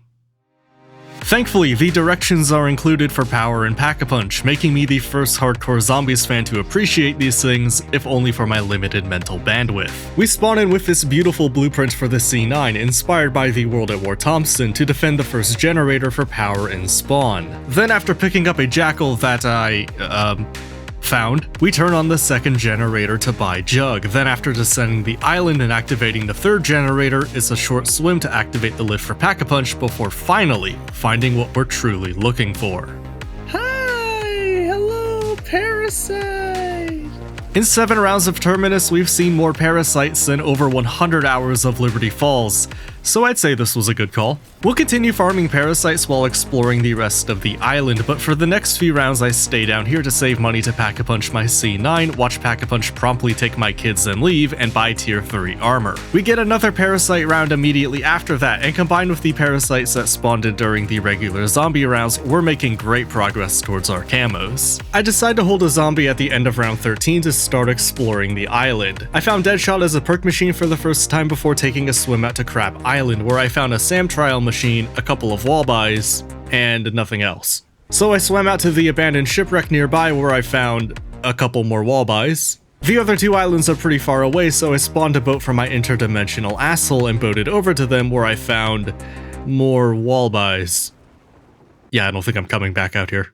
Back on the main island, I opened the second path to power and found an AS-Feld wallbuy, which was another weapon that needed parasites for a camo. Not having to rely on the mystery box or wait until level 55 to work on those camos was huge, so I bought it and Pack-a-Punched it immediately. Speaking of camos, we killed our 30th parasite with a C9 on round 18 and instantly made the AS-Val our full-time parasite punisher and replaced our C9 with the parasite hungry ASG. During that process, I also found my second amalgam, and with 2 under my belt, I felt compelled to ask the question, why do people like this enemy? Is there something I'm missing with the amalgam? Because, like, he doesn't seem to do anything. There's no attack pattern like there is with the Abomination. There's not, oh, this is a damage phase, I'm gonna open my mouth and roar at you, and this is where you get your damage in. Maybe throw a grenade in my mouth. Yummers. I'm gonna eat it and explode. I'm gonna do my charge animation, and then like 2 seconds later, I'm gonna charge. You better recognize and read the play and get out of the way. The amalgam just runs. He just runs. And even that one time he grabbed me, he did like 14 damage. Like, I know it's a low round, but like, that's the amount of damage any zombie is doing to me. Why is he here? What does he do? Those were my thoughts after defeating my second ever amalgam, and they're still my thoughts over 3 months after launch. Do you guys like these enemies? And more importantly, why do you like them? I feel like I've only ever seen praise for the amalgam, so what am I missing here? A round after that amalgam fight, I Pack-a-Punched the AS-Val again before instantly getting its 30th parasite kill. So I Pack-a-Punched the ASG again, and after attempting to swap the AS-Val for the Frostline Sniper to get its 30 parasite kills, I pull the ray gun from the box, and then I pull the other wonder weapon. Oh, wonder weapon? I mean, I kind of have to. I would love it if I could finish this challenge and then pick up my ray gun again. I have finished this challenge and I can pick up the ray gun again. What is this? Oh. Oh, it's the Die Shockwave. Okay. What do you do? Oh.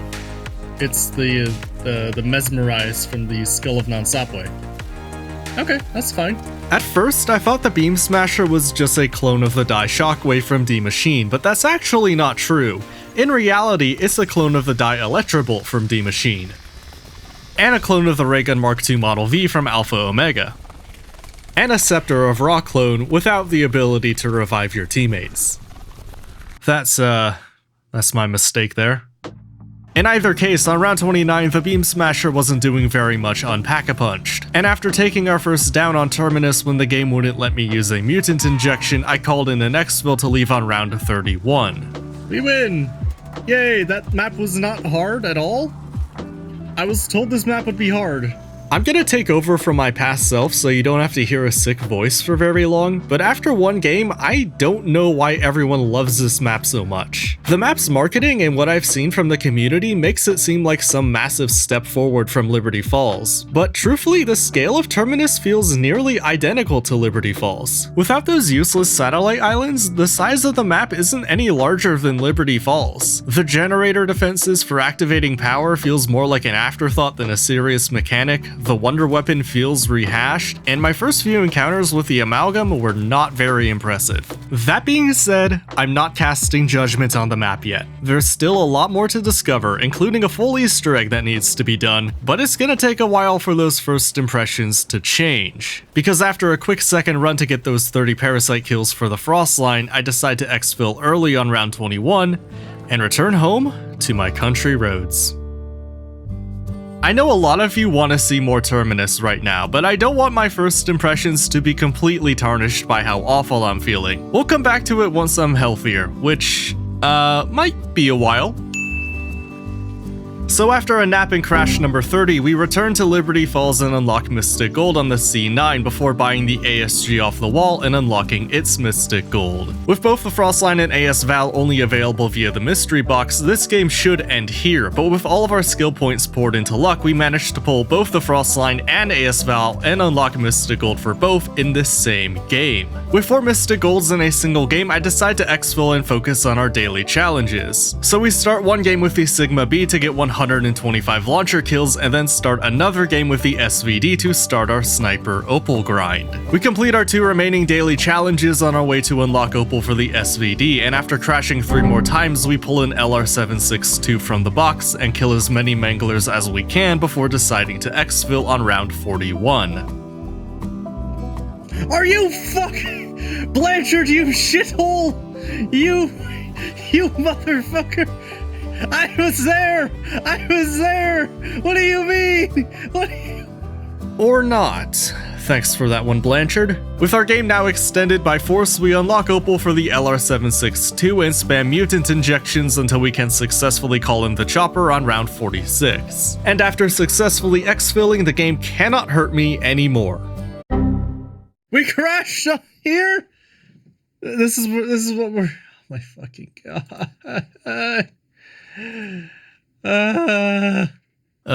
Why do I talk? After crashing 3 more times simply trying to reboot the game and adding another tally to our other counter, we start a game with the Frostline, and after crashing again, we finish Opal for the snipers on round 32. With another successful exfil under our belt, we shift focus from the snipers to the weapons that are the hardest to access at the start of a new prestige. So we spawn into our next game with the GPR, the assault rifle with the highest level unlock requirement I had access to at the time. And while progressing through the rounds, we pull an AS Val from the box to unlock Opal on 2 late game unlocks in the same game. And after another successful exfil, we hit midnight and crossed over into day 12.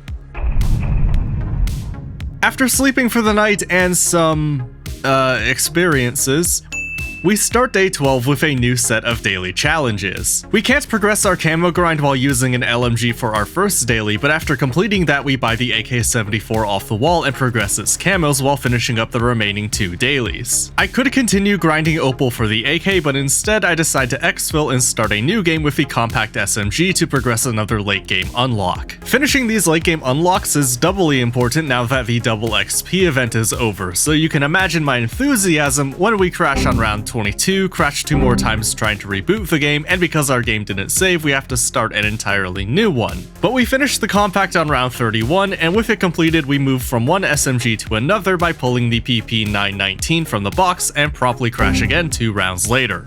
Did we fucking crash again? Oh my god. Oh my god. If you didn't save this game, Call of Duty, if you did it again!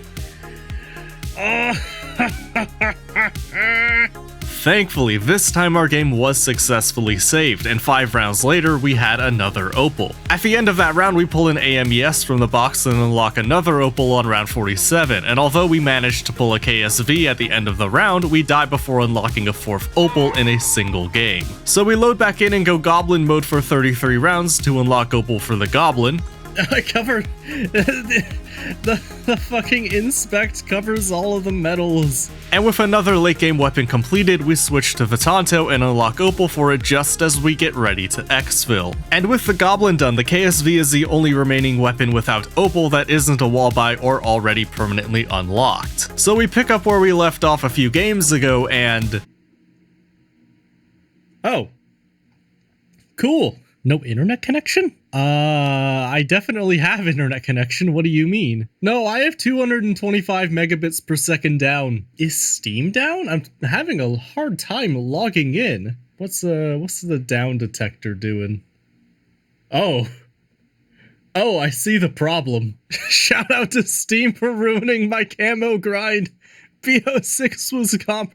They're all playing Call of Duty. Well, this was unexpected, but on the bright side, Call of Duty itself is still online. So all I need to do is switch to my Xbox, boot up the game from our saved files, and we can continue grinding. We truly are living in the future. After the platform switch, we continue with the KSV until reaching the level cap for Prestige 6 on round 33. We don't have Opal for the KSV just yet, but we can take advantage of save and quit by saving the game, entering Prestige 7, and reloading our save and killing our last Mangler to unlock Opal and put all of the XP earned from unlocking Opal towards our new Prestige. Speaking of which, entering a new Prestige also gives us a new set of daily challenges to work towards while killing Manglers with an XM4 we pulled from the box earlier.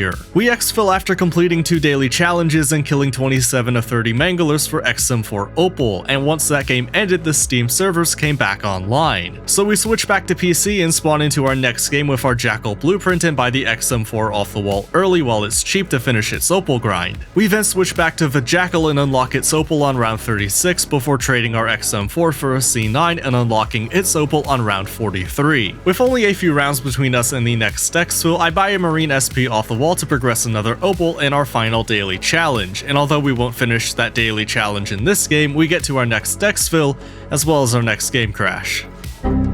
We crashed!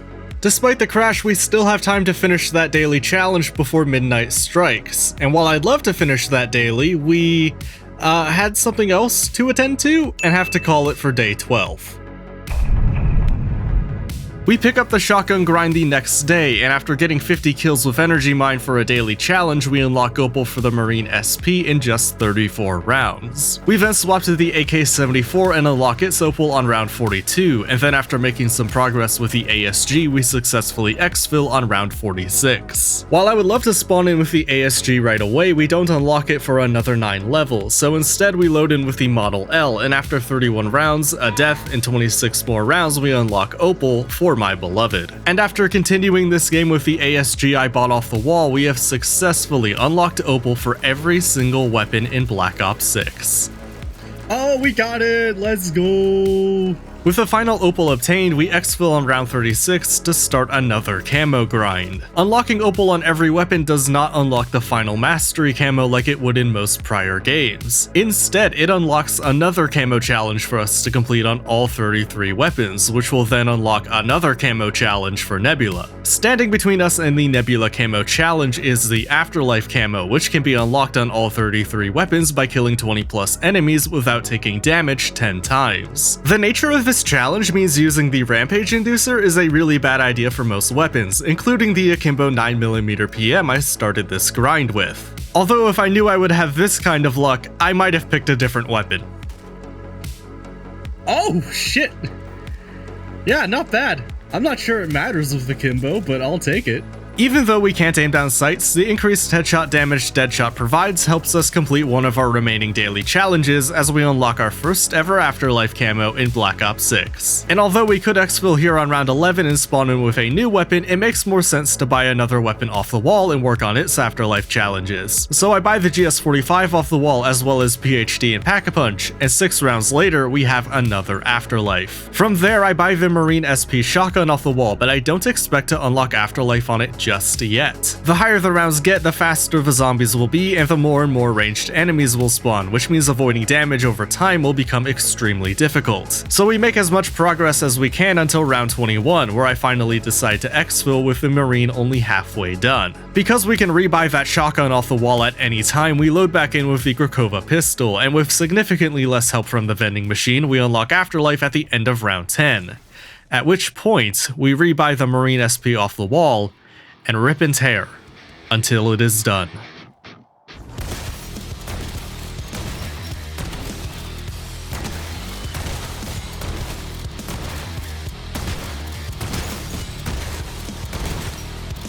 The lag!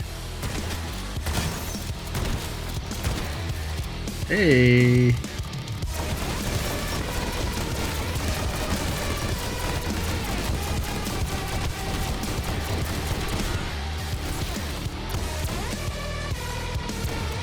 Hey, there we go. Shotguns all done.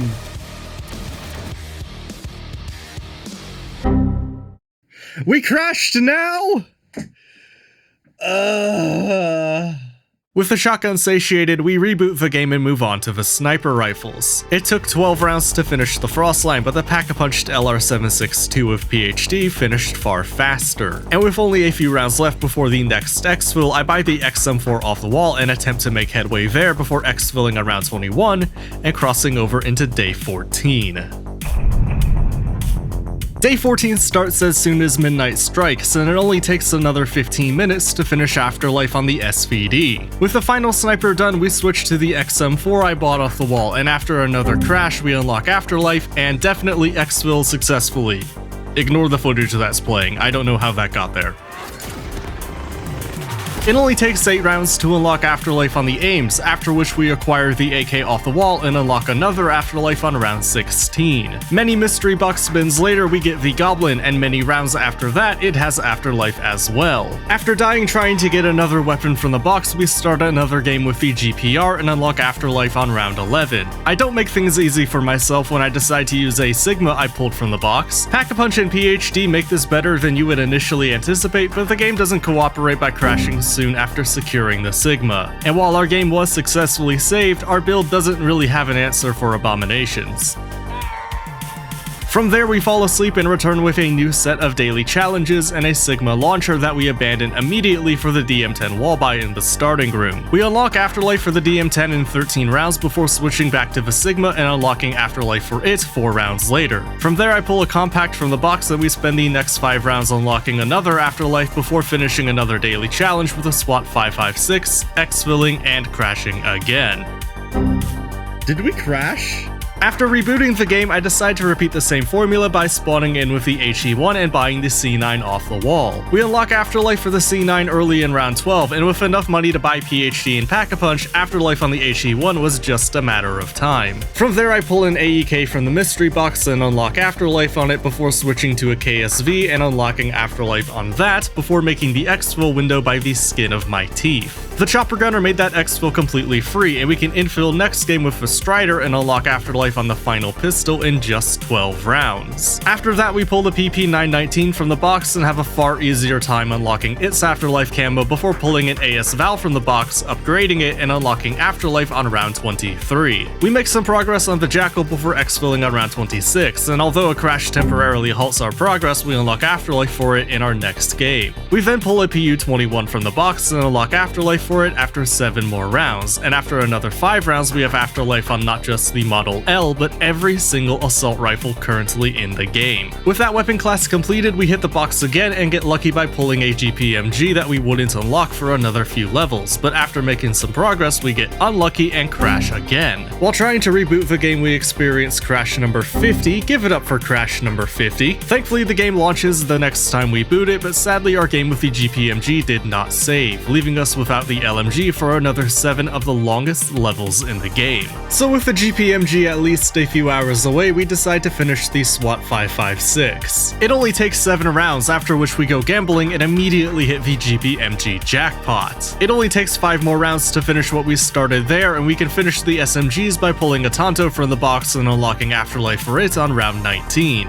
Instead of gambling again, we buy the XMG off the wall and make progress with that until exfilling around 21. And instead of finishing the final LMG, I spawn in with the final marksman rifle, and after crashing another 3 times, we unlock Afterlife on the Zarkov. Then all I need to do is rebuy the XMG from the wall, and after a few more rounds we have Afterlife on every single gun in the game.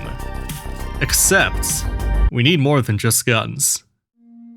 Before we can access the challenges for Nebula, we need to unlock Afterlife for both dedicated melee weapons. While damageless kills are easy for ranged weapons, they're just about impossible for melee weapons under normal circumstances. This had the potential to be the biggest roadblock since the Parasite wall, but thankfully, utilizing specific augments combined with my tactical genius made these 2 weapons a piece of cake. So after exfilling from our last game with the XMG and immediately crashing, we spawn into Liberty Falls with the knife, decoy grenades in my tactical slot, and Aether Shroud with the Void Chief augment. After ogling the Afterlife camo for the first time in game, I go through the first few rounds without the Rampage Inducer active and killing as many zombies as I can while they're jumping onto the highest roof in spawn. The zombies can't attack while jumping up from the lower rooftops or down from this ledge, which gives me an open window to attack. This only lasts for as long as the knife is a one-hit kill, which is a short while, and the baseball bat is an even shorter while. But this combined with some precision decoys can help us make progress on our camo before we open the map to get Pack-a-Punch, Aether Tools, and Melee Macchiato. These will all bring the knife back up to a one-hit kill, but by this point in the game, the zombies' attack speeds and spawn rate are too fast to consistently get the number of damageless kills we need to progress the challenge. And this is where Aether Shroud comes in, more specifically the Void Sheath Augment, which forces players to only use melee weapons during Aether Shroud's duration, but increases said duration for every kill you get. In our case, this augment is a no-brainer, as we're only using melee weapons anyway, and the extended duration means that we can almost guarantee the 20 kills we need each time we use the field upgrade. This strategy makes the process consistent, but what it can't do is make it fast. Charging Aether Shroud is the slowest process of the entire Afterlife grind, and while we can use the GS45s to make charging it safer, it doesn't make things as fast as you would like. When we were using guns, we were getting between 3 and 4 Afterlives per game, but it takes 31 rounds across 2 games to unlock Afterlife for the knife.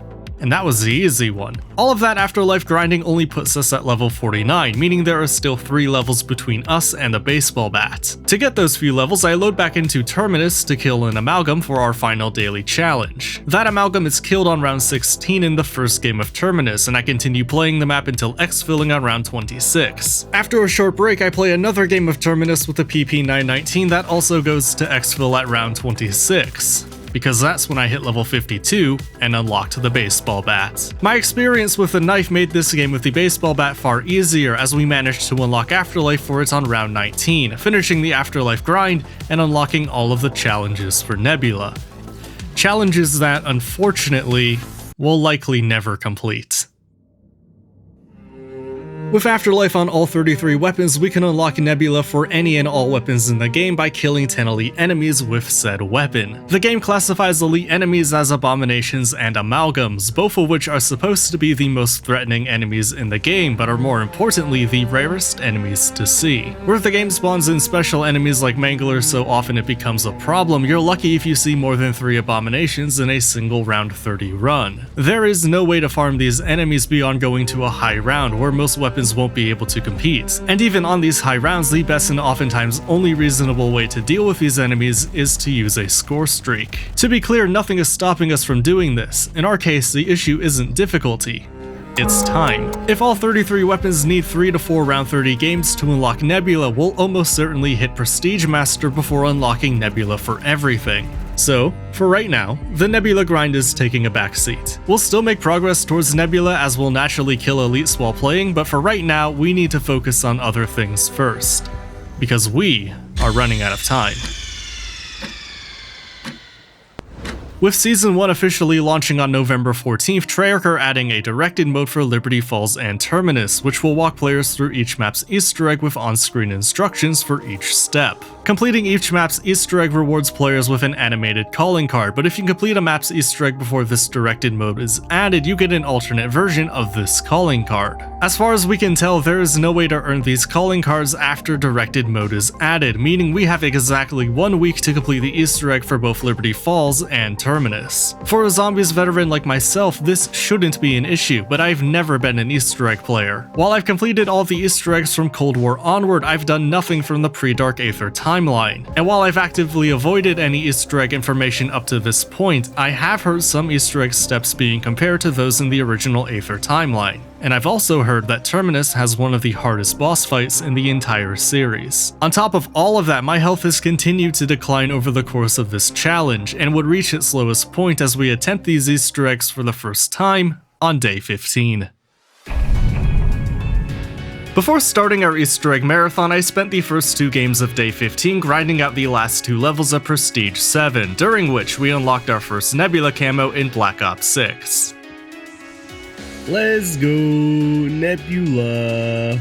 It was good to get such a high level unlock done before entering Prestige 8, but entering a new Prestige gives us problems of its own, since everything is now relocked. But for me, the only thing I was worried about was Frenzied Guard, so I spent another 2 games and another 2 crashes to reach level 12 to unlock my preferred field upgrade. And now that we're sufficiently warmed up, we can start the Easter egg in our 5th game of the day. After spawning in with this beautiful STG with walnut camo, we go through the first 10 rounds in the spawn room before taking my route to Pack-a-Punch, getting some head at church, and running into the local groundskeeper. From there we can open the door to church and start the Easter egg by interacting with this giant machine. This triggers a very long yap session with this guy named Panos, and the TLDR is that he was a scientist whose experiments got him trapped in the dark Aether, and now it's our job to get him out. To do that, we have to first build the jet gun to build 3 floating items around the map and take them to the bank rooftop to assemble the LTG device. Building the jet gun is a process I've done dozens of times now, and while getting the handbrake and pressure gauge were completely painless, none of my first 3 manglers dropped a mangler cannon to open the door for the rigging. Treyarch would later update the game to make this process more consistent, but at the time I had to rely on RNG that did not go my way. And this is where my low level came back to bite me, as I still hadn't unlocked the craftable mangler cannon and had to buy a more expensive mutant injection that I permanently unlocked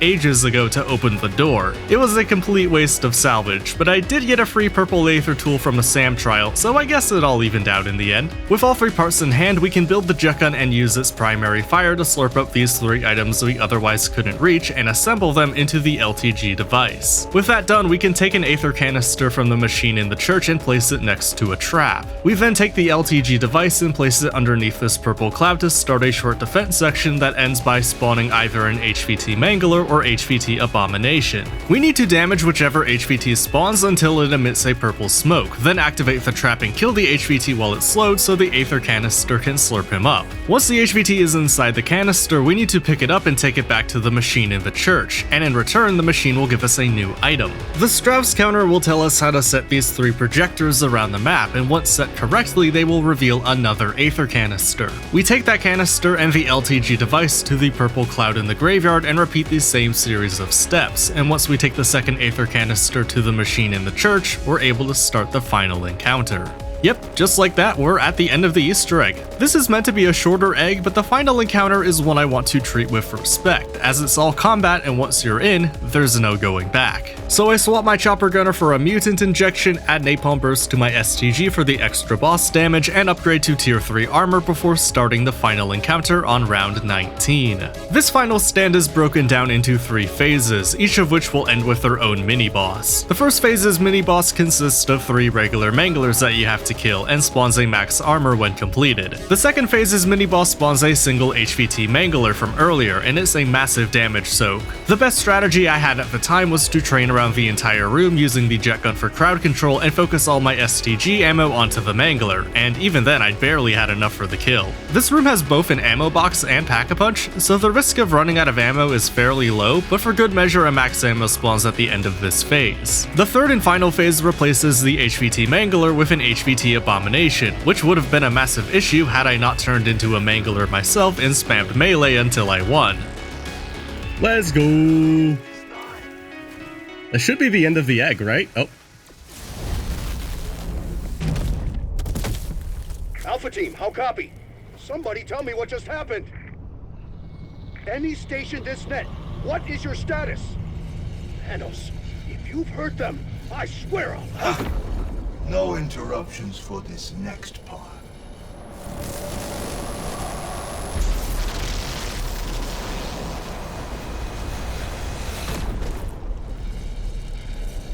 Thank you, my friends, for volunteering to take my place here. Or, in your parlance, thank you for being voluntold. Now, if you will excuse me, I have a few scores to settle. Bye-bye, Dark Aether.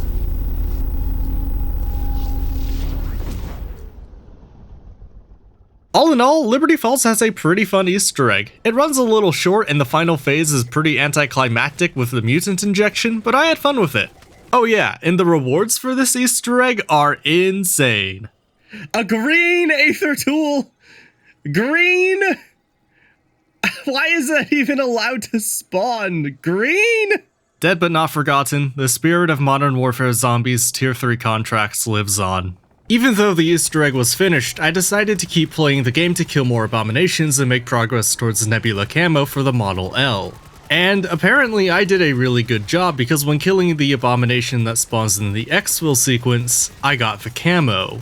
Which was odd. This was the first time I used the Model L since unlocking Afterlife, and 1 round 30 game should not have been enough to get 10 abominations. And after scrubbing the footage, I confirmed that was indeed the case. So what happened? Was it a glitch? Did I use the Model L in a prior game and forget? I didn't know, but I had a hunch. We know the game considers abominations and amalgams as elites, but what if the game also considered the HVT manglers and abominations as elite enemies? It was a bold hypothesis, but if it were true, it would give us a way to consistently spawn in more elites and make obtaining Nebula before reaching Prestige Master possible. So I took my AK-74 with 0 elite kills, loaded back into Liberty Falls, and killed a regular and HVT abomination before finally getting an HVT mangler to spawn in the graveyard. And from there we started, let's call it testing. Oh no, I killed him. Gosh darn. Alright, let's try it again. Oh wow, an abomination. Oh, this is gonna be real tough. Wow, I'm doing a lot of damage. I hope I don't overdo it. I think he might be right. Oh no, oh no. 5. Okay, let me kill this abomination first. Get him out of the way. Make sure I'm safe. Yeah, I must have been distracted by that abomination. That's now 6. Ah, man. You know, next round for sure. Next round for sure, man. Let's get him weak before we get him to the thing here. Yeah.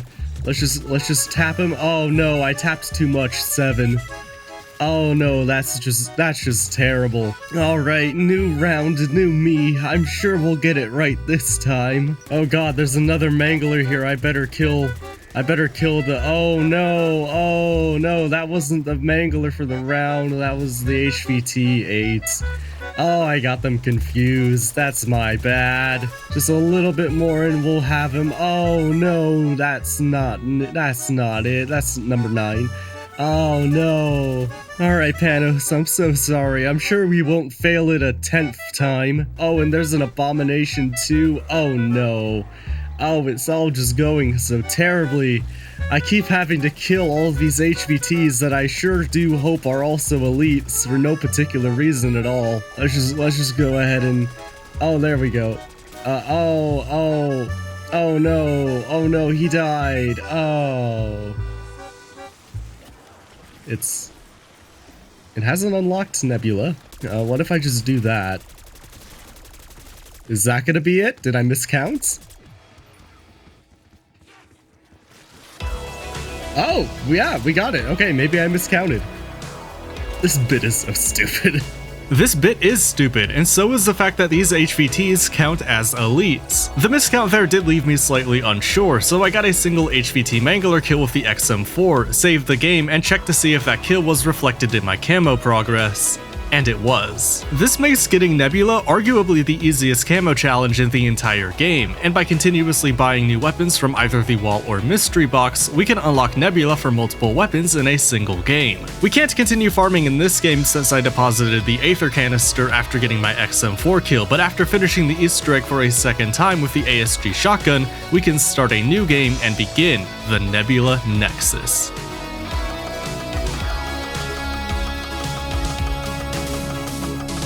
Or can we? Remember approximately 2 hours ago when I outlined the rules for this challenge and said, with Black Ops 6 officially releasing at midnight October 25th local time, that gives us 7 days to get through 55 levels and an additional 10 prestiges before Halloween ends. That means completing 1.5 prestiges per day without the help of sponsored double XP tokens, game-breaking glitches and exploits, or the meat grinder that is this game's multiplayer.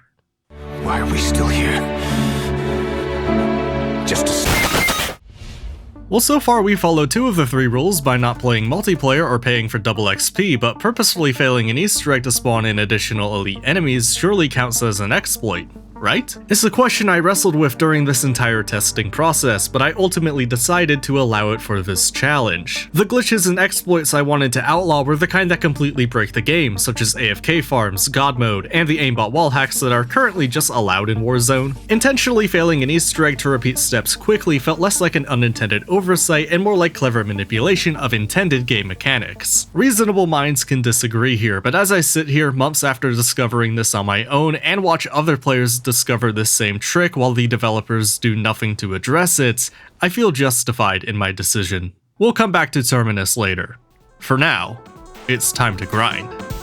We start this new grind with the HE1 to get the worst weapon out of the way first, and after a crash in 17 rounds, we get back to the HVT step. Neither launcher can do much of anything to abominations, but they can both easily counter manglers, and we unlock Nebula on round 23. Instead of exfilling, I pull a pair of GS45s from the box and continue the mangler farm until failing the exfil on round 31. And while I would love to finish them in our next game, we get softlocked out of the jet gun buildable quest entirely when the groundskeeper decided to spawn inside of a wall. From there I'm forced to exfil and only make it 6 rounds before experiencing crash number 60. And while I was able to reboot the game this time, after increasing an entirely different counter, I decided to stop for the night and pick things up on day 16.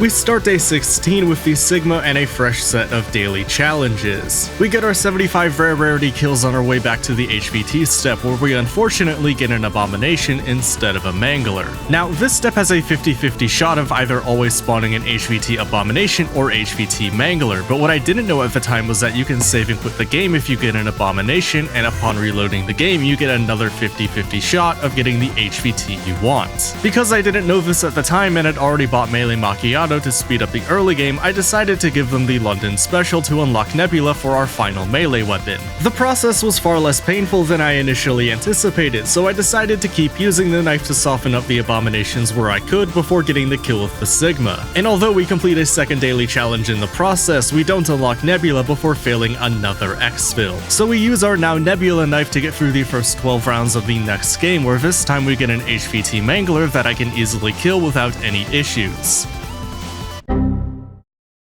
I'm gonna fucking kill you, Panos. After crashing 2 more times trying to relaunch the game, we get set back to round 12 without the jet gun and have to climb up to round 16 to get back to the HVT step. Thankfully, we get another mangler this time, and we can get the final few kills needed to unlock Nebula for the Cigma before then buying the GS45 from the wall and getting one more kill to unlock its Nebula camo.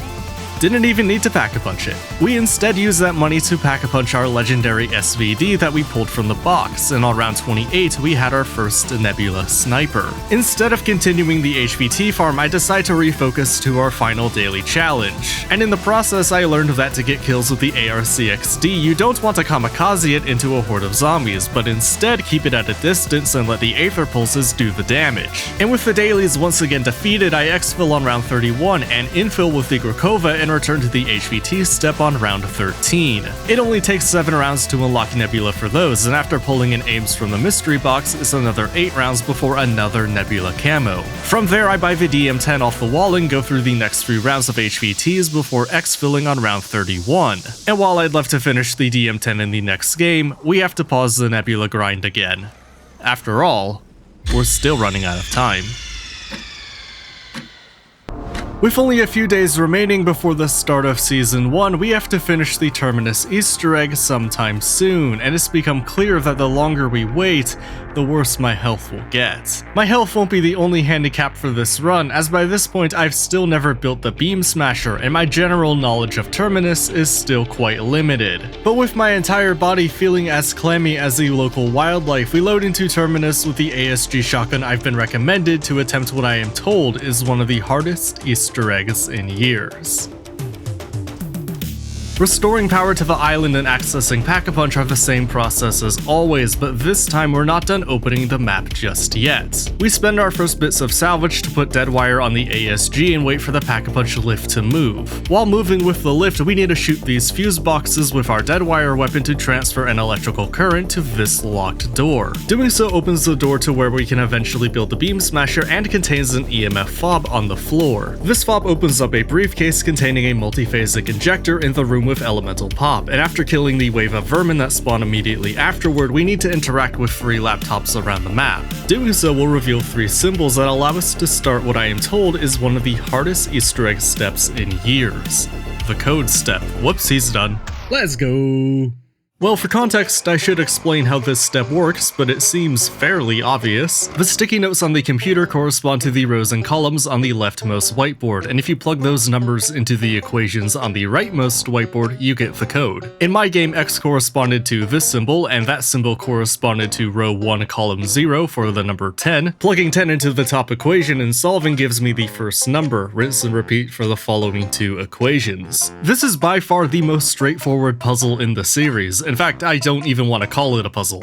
It's just math. And as a lifelong underachiever in math, if I'm telling you this is easy stuff, this is easy stuff. I saw a lot of bitching and moaning about this step on social media prior to solving this, and if this is what we're finding difficult, I have to question whether or not the rest of this Easter egg will be as difficult as I've been told it will be. Regardless, with the code cracked, we can take back the multiphasic injector and take it to the island farthest right on the TAC map, where we find a blue orb. After interacting with this orb and killing zombies near it, the orb will eventually shoot a zombie that we then need to kill and return whenever this is, back to the orb. Doing this a few times will cause the orb to eventually drop the multiphasic injector and fly away. We then need to follow the orb and repeat the process on Crab Island and the island on the top left to receive the AMP mutation that we can use to finally build the Beam Smasher. With the Beam Smasher in our possession, we can start the first proper step of the Easter egg by searching for an ID card beneath various tentacle traps dotted around the map. Activating the trap with the ID card underneath and then shooting it with the Beam Smasher causes the tentacle monster to drop the hard drive some poor scientist was carrying before being vored.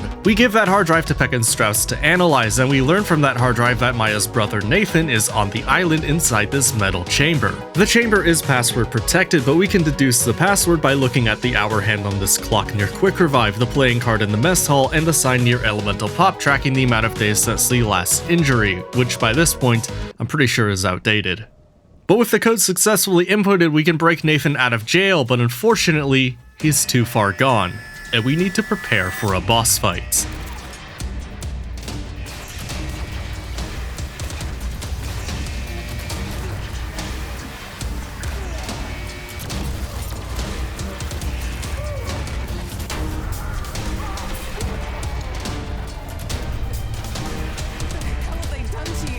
Oh, he's just another amalgam.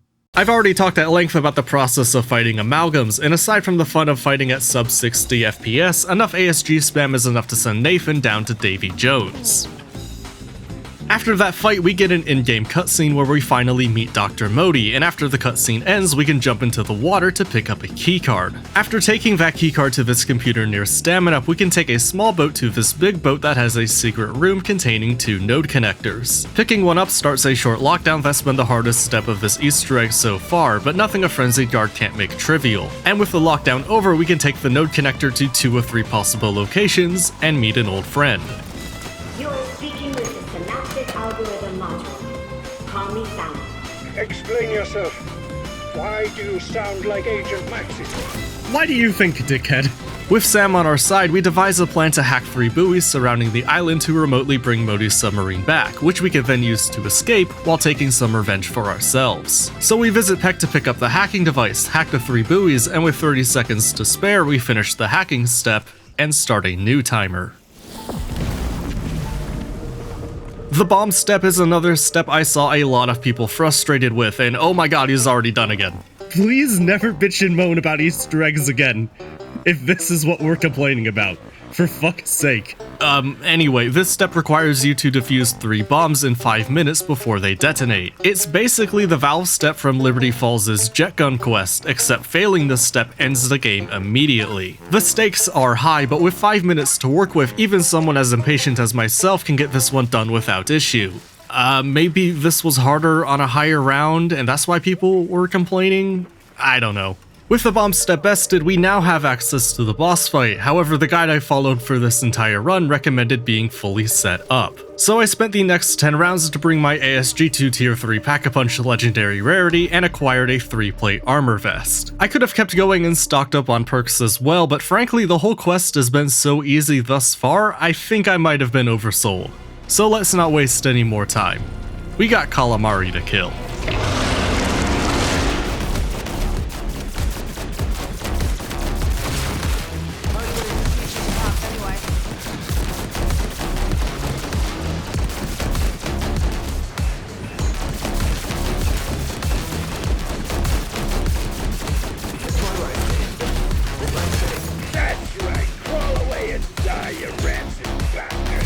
Okay, phase 1. Whole lot of ASG spam is all we need. Beam Smasher. It's not very good. I feel like I should be looking for like an amalgam or something. Maybe just kill anything, and in which case I will use the Beam Smasher because not as good. Oh no, he's just back. Okay. Shoot his mouth. Shoot tentacles. That one's dead. Wow, we are shredding his health bar. Oh my god, he's already done.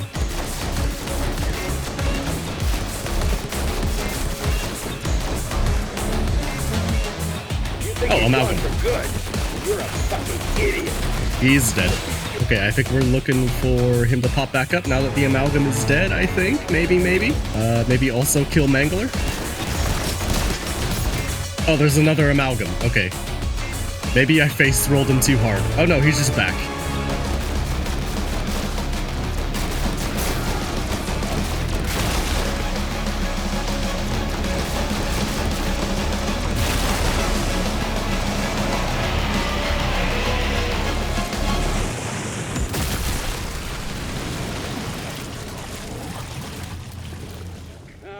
Finally! I thought that bastard would never die. Why did people keep telling me this was difficult? It wasn't difficult for me. That wasn't hard at all. I'm gonna have to agree with Past Dork here. I haven't redone the Terminus Easter egg since this game, but looking back at this fight in editing, I didn't realize just how fragile Patient 13 was. Oh, that's the boss's name, by the way, Patient 13. Maybe the ASG is just insanely overpowered, but I was under the impression the fight would still be very difficult even with the ASG. I thought that was the entire reason this gun was recommended, but maybe I was misinformed. I haven't kept up with the community at all during this challenge because I wanted to go into this as blind as possible, including the outro cutscenes for Easter eggs. You're about to see someone who's barely been able to function over the past 2 weeks watch this cutscene for the first time. Neither of us will be prepared for what is about to happen. I like the new Sam. Is this the first time we've ever seen Sam portrayed happy? Sentinel artifact? Huh? Huh? Chaos? You can't be serious. Yeah, you can't be serious. What the fuck? Principality of Avalon. He hired a criminal organization, the French Syndicate, to find it. France? They are interrogating a Bruno? man called Gabriel Kraft. Kraft? Former associate Vanguard? employed by the Syndicate. Ravenoff? Adopted him on the orders of his boss. Morbius? It's Morbin time. What the fuck? Huh? That was fucking Morbius. It's Morbin time in 2024. It's fucking Morbin time. I don't give a shit about chaos anymore. We're fucking Morbin in 2024. It's Morbius. That's him. I guess I'll continue for a minute, just so I don't have to leave.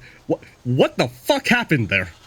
What the fuck happened? I feel like someone just jangled like 18 different sets of keys in front of me, and I don't know what the fuck is happening. What's happening is the writers lost their absolute fucking mind, and the story's probably better because of it. I continued to play this game while trying to process what the fuck I just saw, and made horrible Morbius jokes in the year of our Lord 2024, and in doing so I killed enough amalgam to unlock Nebula for the ASG shotgun. And with nothing else to achieve in this game, I exfilled on round 31, confirmed that I got my early version of the Terminus calling card, and after another, incident, I decided to call it for day 16.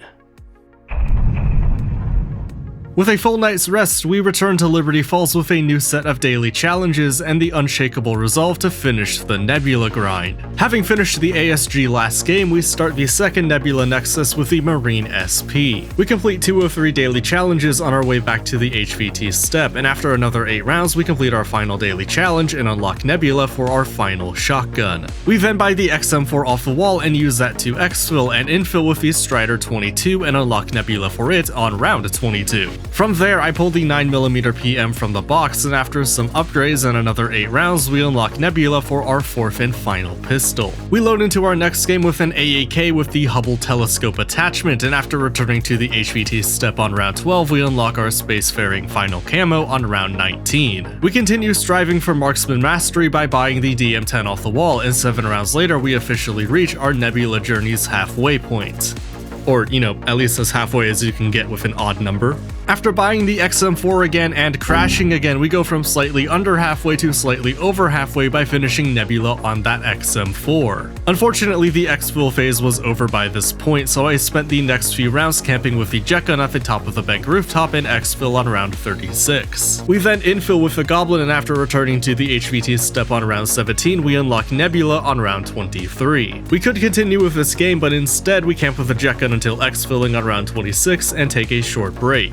Upon returning, we use the Zarkov to return to the HVT step on round 11 and unlock Nebula 9 rounds later. We hit the box and eventually pull a GPMG that we unlock Nebula for on round 29, and with the GPMG DONE we exfil and start again with the compact SMG. It takes 11 rounds to get back to the HVT step and 19 to unlock Nebula for our first SMG, after which nothing bad could possibly happen.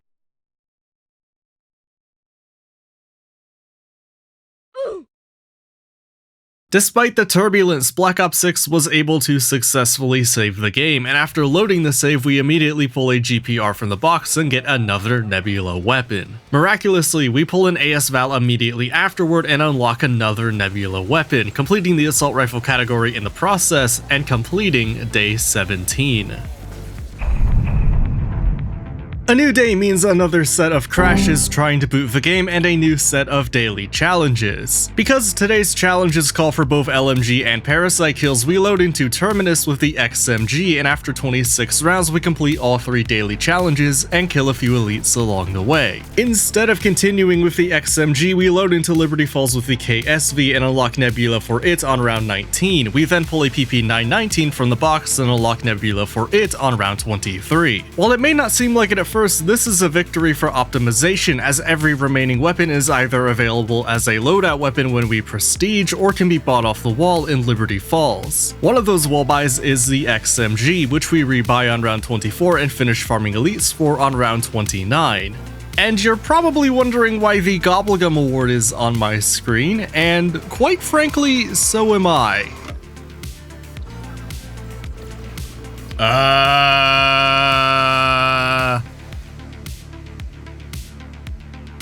I think the game crashed. Oh, nope, I'm here now.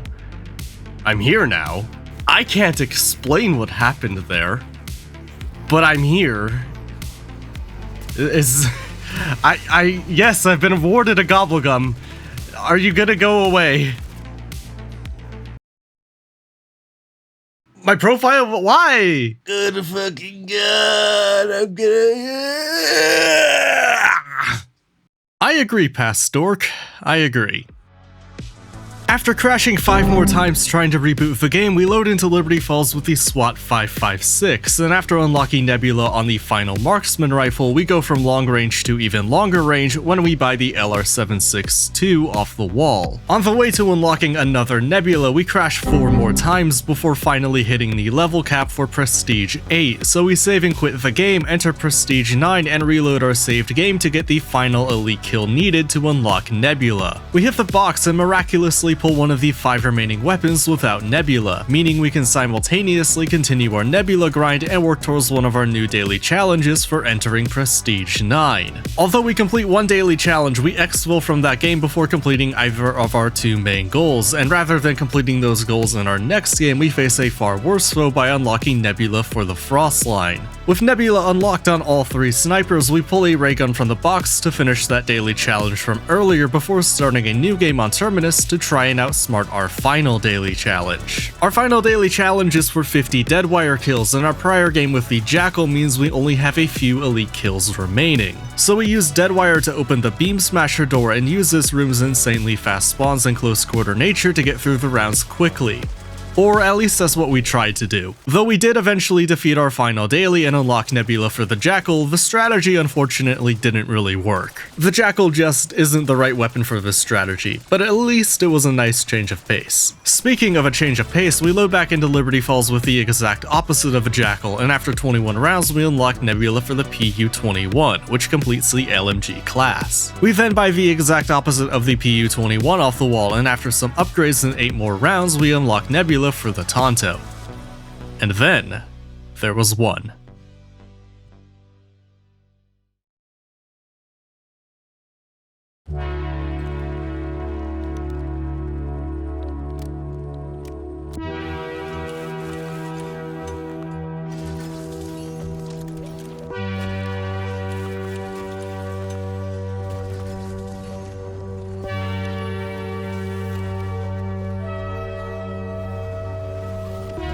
Everything we've done has led up to this. Every match played, every crashed game, every lucky bounce and unbelievable bug, every carefully planned path forward and every plan that fell flat on its face, every long night that turned into an early morning, and every ounce of blood, sweat, tears, and vomit, and every hour of every day for the past 19 days were all for this.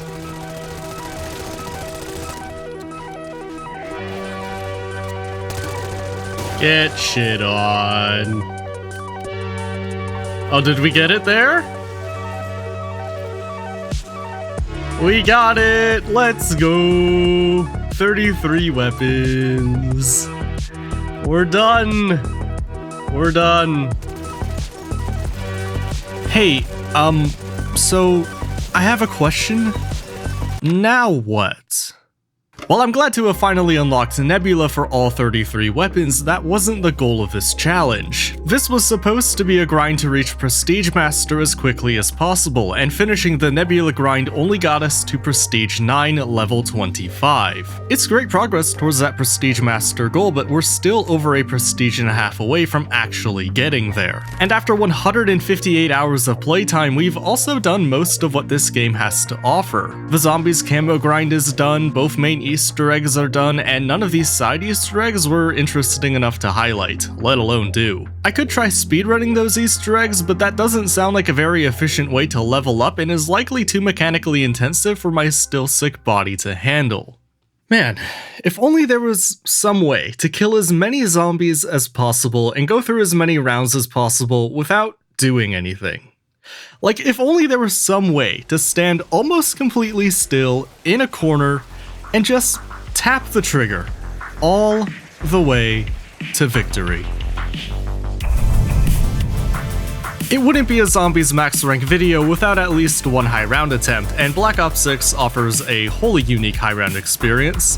Whether that's for better or for worse is up for you to decide, but as someone who's basically on life support right now, this is actually perfect. The first thing we need to do is play a game to reach level 28 to unlock the GS45 pistols, which we'll not only need for the high round strategy, but without them unlocked we wouldn't have a way to equip the beautiful Nebula camo we spent so much time grinding for.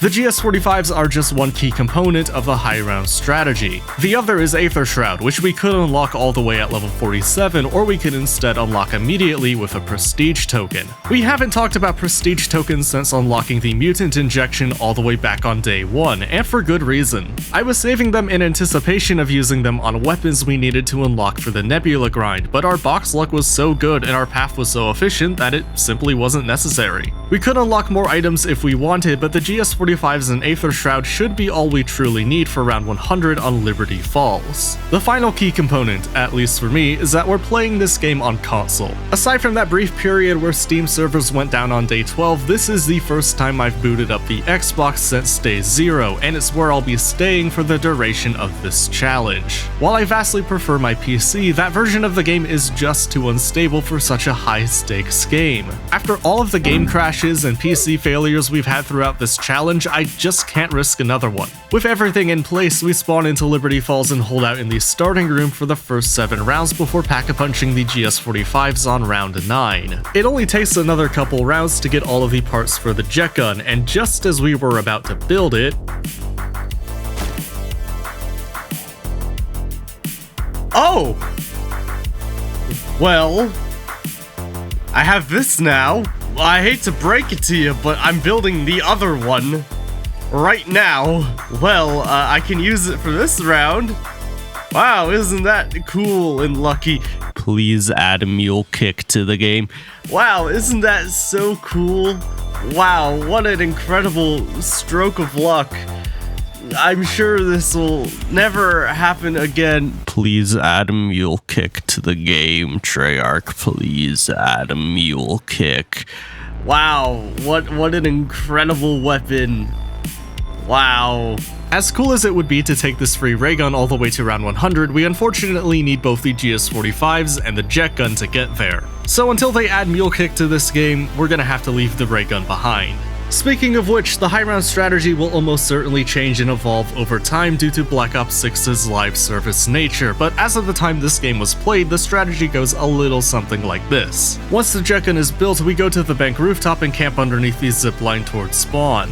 The jet gun should insta-kill all of these standard zombies and vermin, but it won't do much to the manglers or abominations, nor can it fire forever. So once the jet gun starts running low, we have three options. The first is to use an Aether shroud and switch to the GS-45s to focus on killing manglers while the jet gun cools down. The second is to drop down to street level for a breather, only to make our way back up to the bank rooftop to start the strategy over again, and the third is to pop a mutant injection or chopper gunner and hope that will clear the round.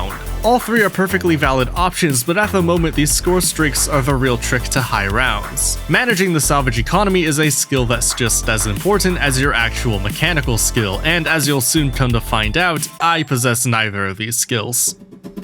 While reflecting on my journey to Prestige Master in Black Ops 3, it's become clear to me that I have a horrible habit of holding onto things like Gobblegum and Wonder Weapon ammo for far longer than I should. This is almost certainly due to my affinity for survival horror games, where using as few resources as possible to get through encounters is how you get ahead. But that mindset does you no good in a game like Zombies. It's a mindset that leads to baffling decisions like refusing to use the mutant injection you've had in your back pocket for ages, waiting for a moment exactly like this, and refusing to use it despite having nearly 40,000 salvage to just, buy another one.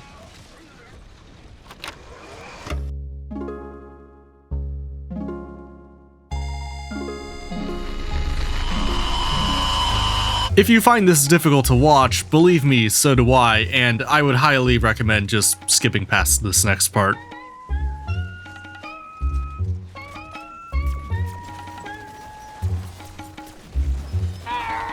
Oh my fucking god, I got slaughtered. Holy shit. Yes, I did throw away an entire game to try and place a sentry gun on round 82. No, I don't want to talk about it. I just want to move on to the next game where I die on the exact same round in nearly the exact same way. While neither of these games ended how we wanted, we can take solace in a few things. For one, both of these games ended with only one self-revive used, meaning there was still plenty of gas in the tank to make it to round 100 despite my obvious skill issue. And for another, I know exactly what my skill issue is and how to correct it, which is exactly what I intend to do going into day 20. Day 20 starts with a forced end to our PC hiatus, courtesy of Xbox Live and Microsoft's shit servers, and my fears about PC stability were almost immediately validated. Oh my fucking god, why?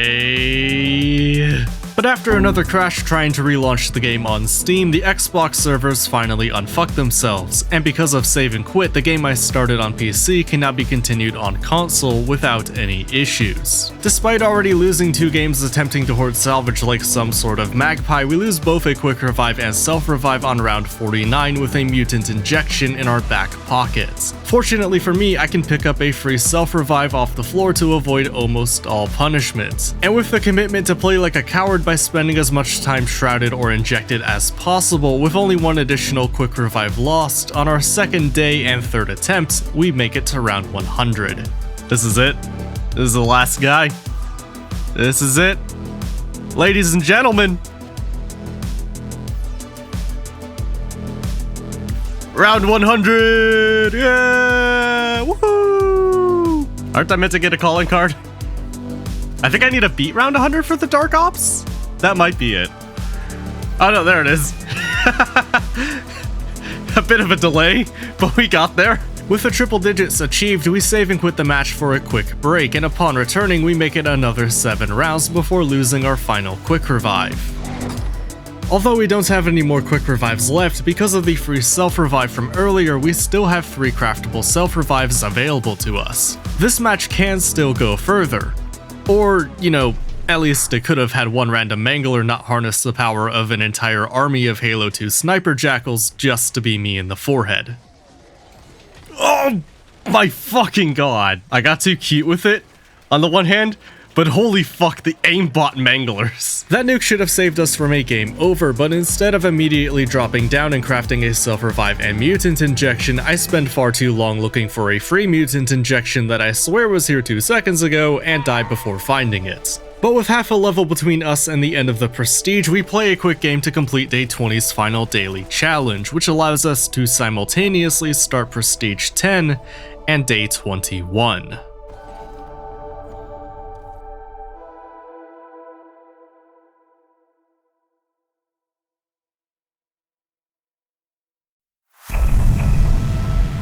With the start of Season 1 just 12 short hours away, we have made it within 1 Prestige of victory, and while we almost certainly won't make it to Prestige Master within those 12 hours, I'll be damned if I'm not going to try. Completing each prior Prestige awarded us with a free hour of double XP, and with no use for those or Prestige tokens after tonight, we permanently unlock the GS-45s, Decoy Grenades, Napalm Burst, Casimir Grenades, and the Chopper Gunner Score Streak, with 3 more left over in case I need something later. And with no less than an hour between our last game and now, we continue grinding into the night. Now, this game started at about 1 AM, which at the time was around the time I would have gone to sleep, but at the time, I wasn't tired.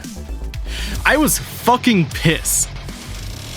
I was angry that this challenge was still going on when I thought it would be done before Halloween. I was angry knowing that without the constant crashes, I certainly would have made it to Prestige Master well before Season 1 instead of cutting it this close. And need I remind you, I am still waiting to find out if my doctors will diagnose me with literal lung cancer. My life is hanging in the balance right now, and here I am at 1 AM on Liberty Falls, having spent what could be my final moments trying to make guns in a game I'll literally never be able to play again look pretty for a video I may not finish before literally dying. And it was this rage, in combination with a new strategy that would power me to Prestige Master. With only 1 quick revive used on round 92, we reach round 100 for a second time, and after using a second quick revive on round 108, we relocate behind the bowling alley to change strategies. By using this crafting table to spam mutant injections in this back alleyway, we can progress through each round far faster than we could on the bank rooftop, and thereby make better use of our available double XP tokens. While this strategy is faster than the rooftop strategy, it is not sustainable long term, as the score streak spam will eventually drain our salvage stockpile, but with time and double XP tokens both being finite resources, we're putting everything on the line to finish this challenge as quickly as possible.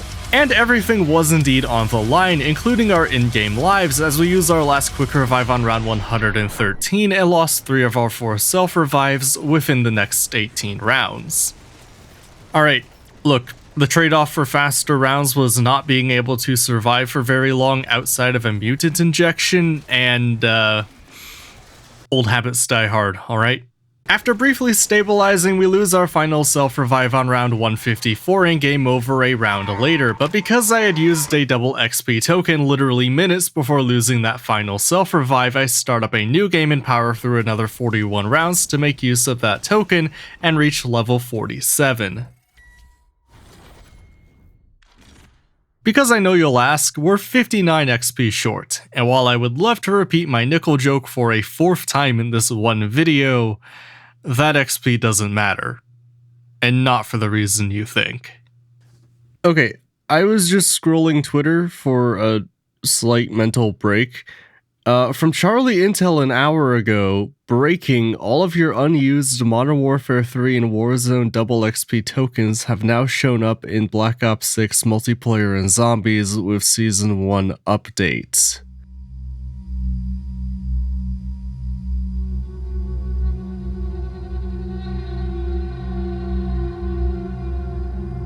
I felt my body go numb. I sat there rereading the news over and over and over again, unwilling to accept the truth. Do you know how much double XP I had from the last 2 games? Combined with the double XP I had from Black Ops 6, we now have over 30 hours. And I barely even played the 2 prior games. If you played even a decent amount of those games, you might have over 50 or 100 hours. That would have halved the time you needed to reach Prestige Master, and combine that with the 5 days of double XP we already had, I could have saved days, maybe even a full week. Couldn't Treyarch have waited until the mid-season update or season 2, or even launch it with the game so I could make a decision on what to do with these before the challenge started? Am I even allowed to use these? Does this break the challenge rules? Does this count as cheating? Does it even matter? I guess it doesn't even matter. We've already blown past Halloween and Election Day, and now Season 1. We have to stop pretending. It's over. We lost.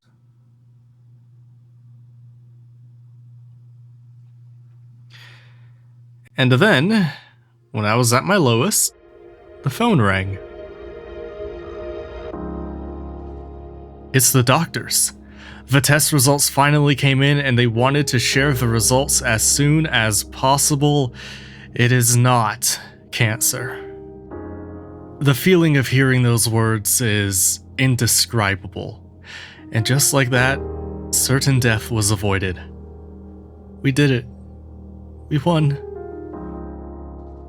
The road ahead isn't easy. The diagnosis is bronchitis and it doesn't look good. It's one of the worst cases they've seen in years. Despite immediately being prescribed medication, my condition will continue to worsen throughout the rest of 2024, and I won't fully recover until deep into 2025. We're not out of the woods yet. Not by a long shot. But there was no time to rest. While I recovered, I did nothing but work on this video. I wrote a script nearly 50 pages long and recorded nearly the entire damn thing while suffering from a lung infection that limited my ability to breathe, which said out loud sounds like an awful idea, and that's because it was. But I just couldn't imagine life without this. There's still so much out there worth doing, so many more adventures worth taking, people worth meeting, stories worth sharing. And tomorrow, and in the days ahead, those stories will be told as we march towards level 1000 in this game, in Black Ops 3, and in whatever still lies beyond. Out of sight, but not out of reach.